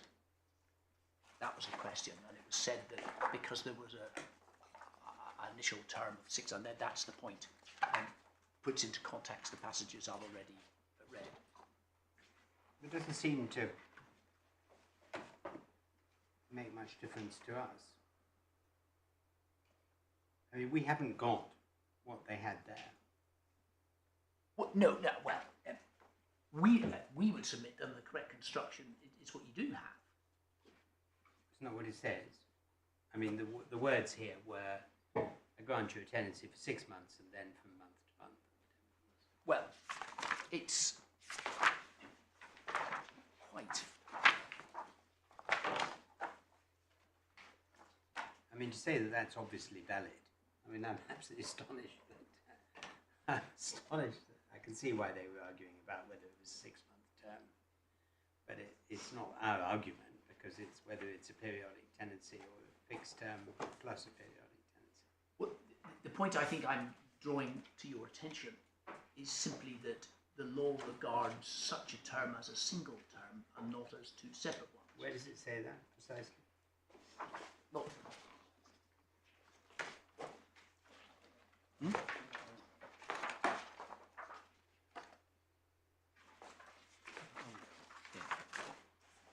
Yeah. If you go to paragraph 36, Lord Justice Underhill summarises it, perhaps as the Cour de Cassation would. I agree with Brethen's case, depending on treating the agreements having created 2 distinct tenancies, a fixed term tenancy of 6 months and a separate periodic tenancy arising thereafter. On that basis, the second periodic tenancy would not be an interest granted for a term of 6 months or more and would not be called by section 6.5b. I do not believe that that's the natural reading agreements. On their face, they create a single interest, which is initially for a fixed term but periodic thereafter and plainly satisfies the statutory language. Ms. Brethen submitted the term such entity was not recognised by law by reason of the term section 2051 27. But it's what he's really saying is that it falls within 205. Yes. Satisfies the statutory language. Yes, but it's not 2 separate tenancies. Not 2 separate tenancies. It's a tenancy for a fixed term, then continuing from year to year. Well, I say that is effectively what the word continuing is the key word. Yes, but the term continues. Yes. In that sense, it's the same as ours. Yes. Yes. The problem with ours, and I don't want to be boring about it, but the problem with ours is it doesn't ever say it's continuing from year to year. It simply says it's continuing until determined at an uncertain date. Yes, but we would submit that if you look at the agreement as a whole, the rent is payable from year to year. No, I get your argument, which is that you have to construe it as a periodic tenancy because there's exclusive possession, and it doesn't matter that there is a bespoke termination agreement, and therefore if you've got a periodic tenancy, it would be okay. The only question is, have you got a periodic tenancy? I mean, I get the argument. Yes. That we should imply that it is, even if it isn't. Alternatively, construed as a whole, it is. Yes. Alternatively, Maxfield says there's only two invalidating features. I get it. Yes. Well, that's the point. And there's no reason to invalidate what the part we would say. No, you say we shouldn't invalidate it just for fun. Well, I'm not saying just for fun. I'm not No, but you know what I mean.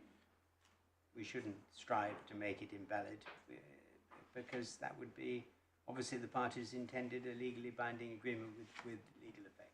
I think I prefer the latter formulation, my lord. Can I just then deal with argument 3, which assumes I lose on argument 1 and argument 2? Yes. And argument 3, I think I'd state it's again, we have to go back to Lord Templeman. It's at 145.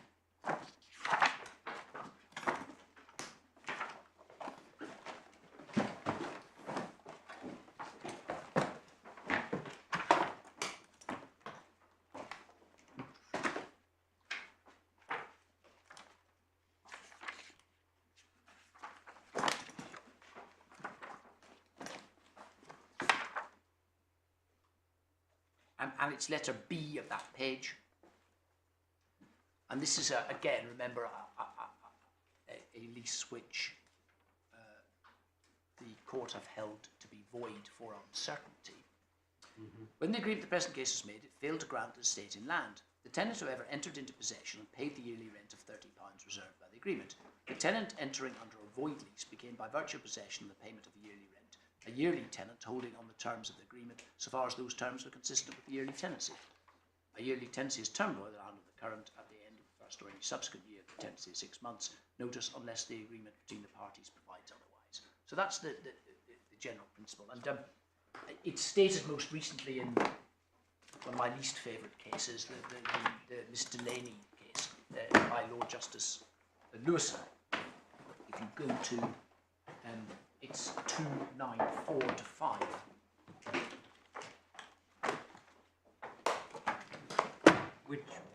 Which page?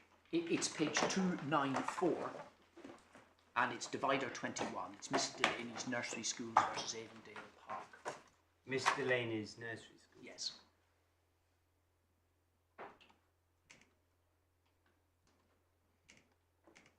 Yeah. And it's just paragraph 35 to 36.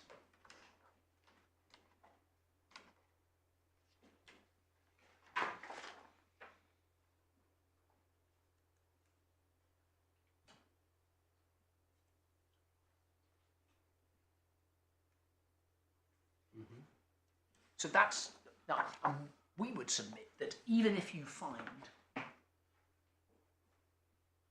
that, contrary to my arguments 1 and 2, that this is void, this written agreement would be void because it's a term uncertain.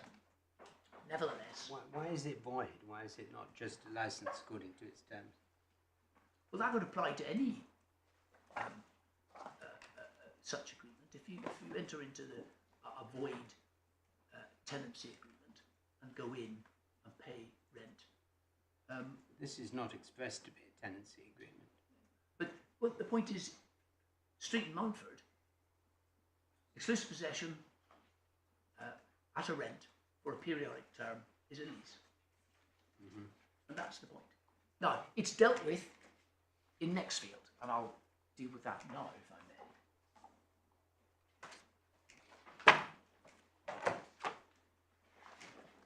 So here, Orange goes into occupation, pays an annual fee in return for exclusive possession of the premises. We say that creates... So why did the judge say it wasn't void? It's 310, paragraph 310 of his judgment, if you look at how he deals with it.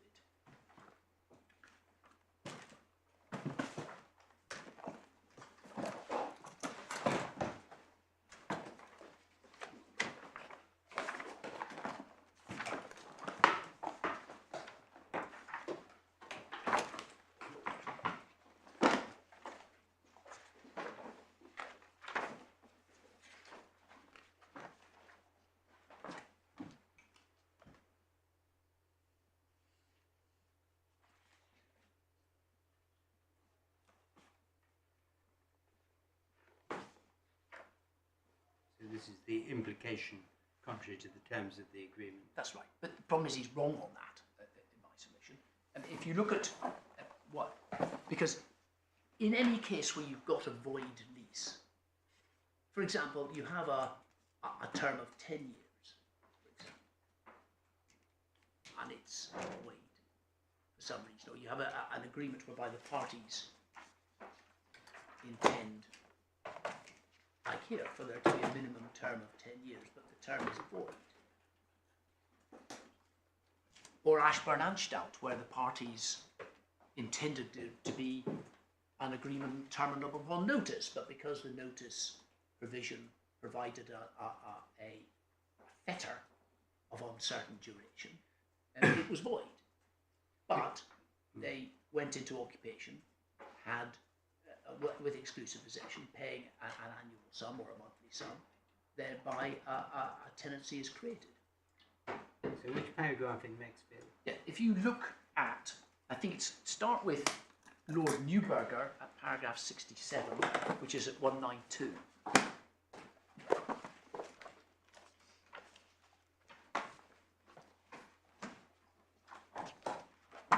Sorry, paragraph 66 and 67.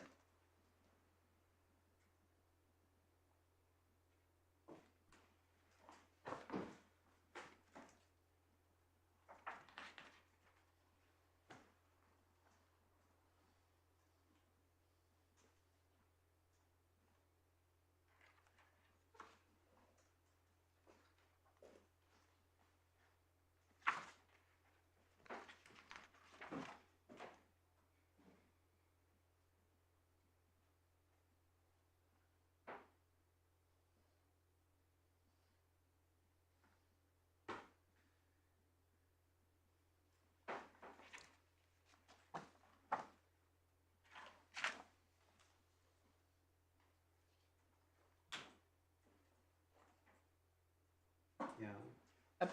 And the key, my submission is the two passages from one from judgment of Lord Mance, the other from Lord Clark. If you go to paragraph 103.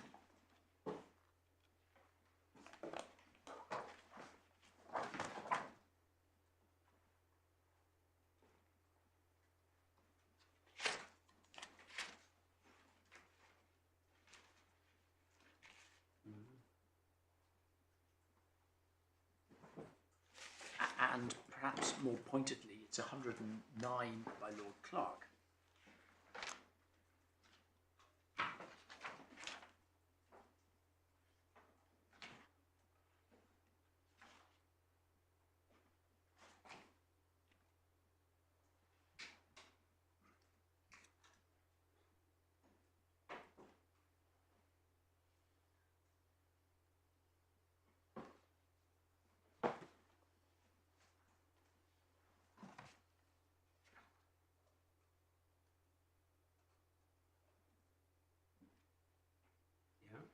Now, the reason why, in my submission, their lordships held that you couldn't get an implied monthly periodic tenancy was because of the presence of clause 6.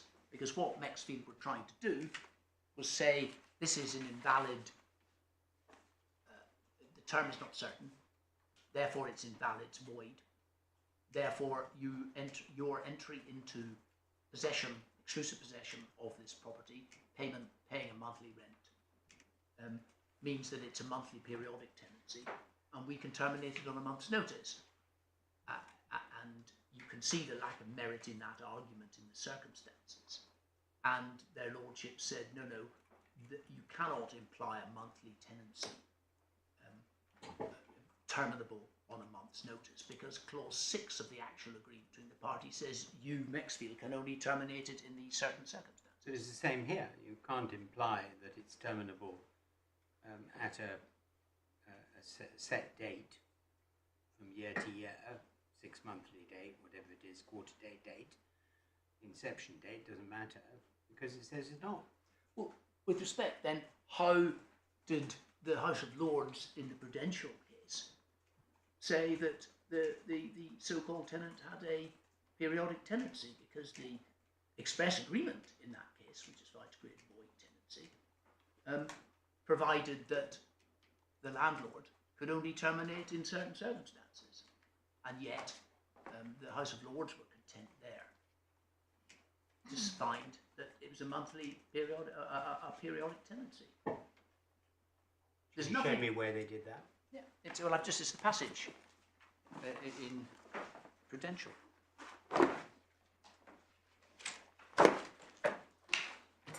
145. 145, yeah.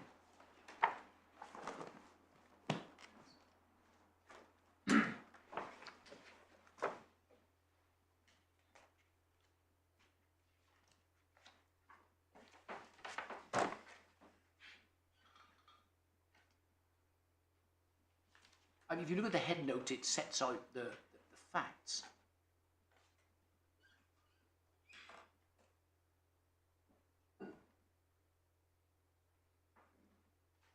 Yeah.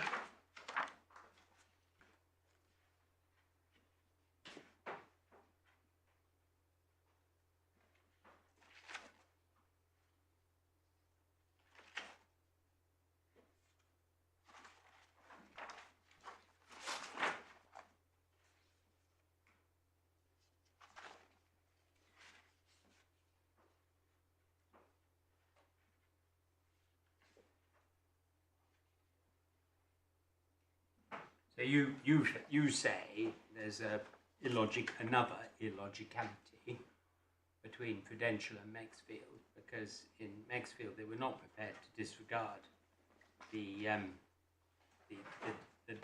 clause as clause 6, Yeah.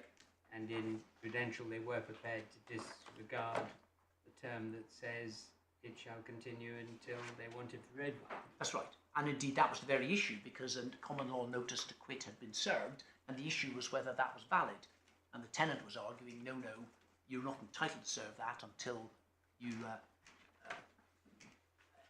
require it for road widening. And the House of Lords said, no, that's an invalid term.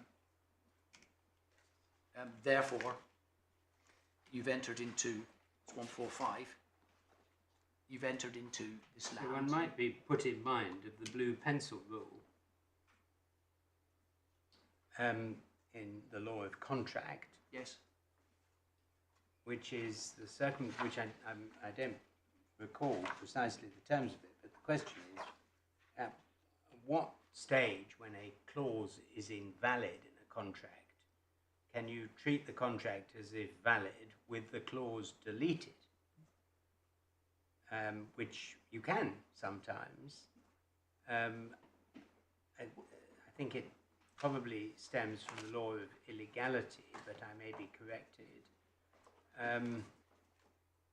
But here you say, it's completely illogical to be able to disregard an invalid uncertainty which is about road widening, but not to disregard an invalid uncertainty which is about the type of termination. Yes. I mean, So what did the judge say about that? Why didn't he rely on? I say it's 310 is what he said. I mean, he deals with it at it's 310 is it's a full treatment, as one might expect. He doesn't mention. It's 299 to 310, but he deals with Prudential.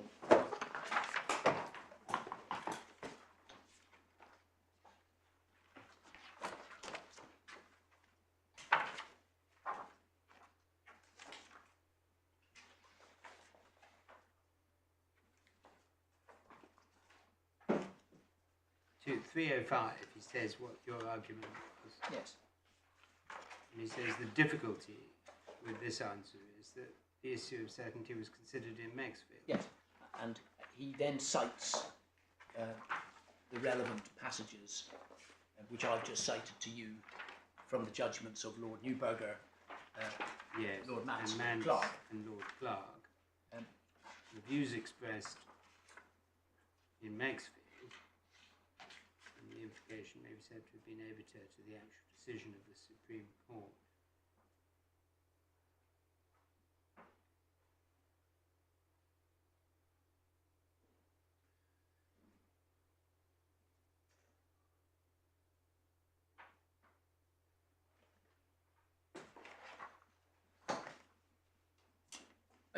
with respect to paragraph 309, it was the issue because the key was whether the then freeholder was entitled to serve a common law notice to quit on the basis that it was a continuing periodic tenancy, which arose by the going into, way back in 1930, by going into possession, exclusive possession, and paying a periodic payment by way of rent. So, where do you say in your skeleton, if you can just show me, that we should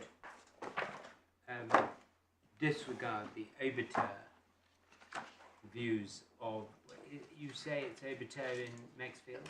No, I'm not saying it is obiter technically, because they found that, I mean, you notice Lady Hale doesn't deal with the issue, but they had found that because it was a void and indeterminate term, B, at common law it became a life tenancy, Yes. and C, by section 1496 it then became a 90-year lease. That was the end of it. And they then Section? went section 1496. 149. 1496. So I mean, surely your best argument, I may respectfully say so, I'm always happy to have my best argument suggested to me. put by the court, people generally are, Mr. Holland. Your best argument is that it was the ratio of the decision in Prudential, in the House of Lords, that you could disregard and infer a periodic tenancy if one clause rendered the tenancy granted void. That in Maxfield they said you could not disregard a clause 6, but that was obiter because the decision in the case was that section 1496 rendered the tenancy a tenancy for a term certain. So the judge ought to have followed Prudential and not Maxfield and implied a periodic tenancy. Yes. I mean, I don't know why you're so hesitant about that. Well, no, I mean, yes. I mean, I never want to say that anything said by the Supreme Court is obiter or to be disregarded. They say lots of obiter things. But it's It's fine, they enjoy it. it was a very, you could see why they made that comment because of the facts of that case. It was an unattractive submission to make on behalf of Maxfield that, right, we entered into a void tenancy, therefore it's a monthly tenancy, and therefore we can terminate what was the agreement in respect of your... I mean, irrespective of whether we like it or not, which is never really what we do here, you started out by saying we should lean in favour of validating the arrangement. It's inappropriate to try and find silly faults with deriving from historical principles which are themselves curiouser and curiouser to adopt Lady Hale's approach. And so if we can validate it, we should validate it, and we can validate it by following Prudential. Yes. Why shouldn't we? Yes. I mean, we'll have to hear. It's difficult to the see other side. if I mean, given what the statement at 145, the general assumption, yearly tenancy, holder terms tenancy, so far as those terms were consistent with the yearly tenancy. So, and that's the terms that Lord Justice Lewison used subsequently last year, I think. Sorry, 145. It's 145. It's a statement of I'd say that was what. This is Lord Templeman. Lord Templeman again.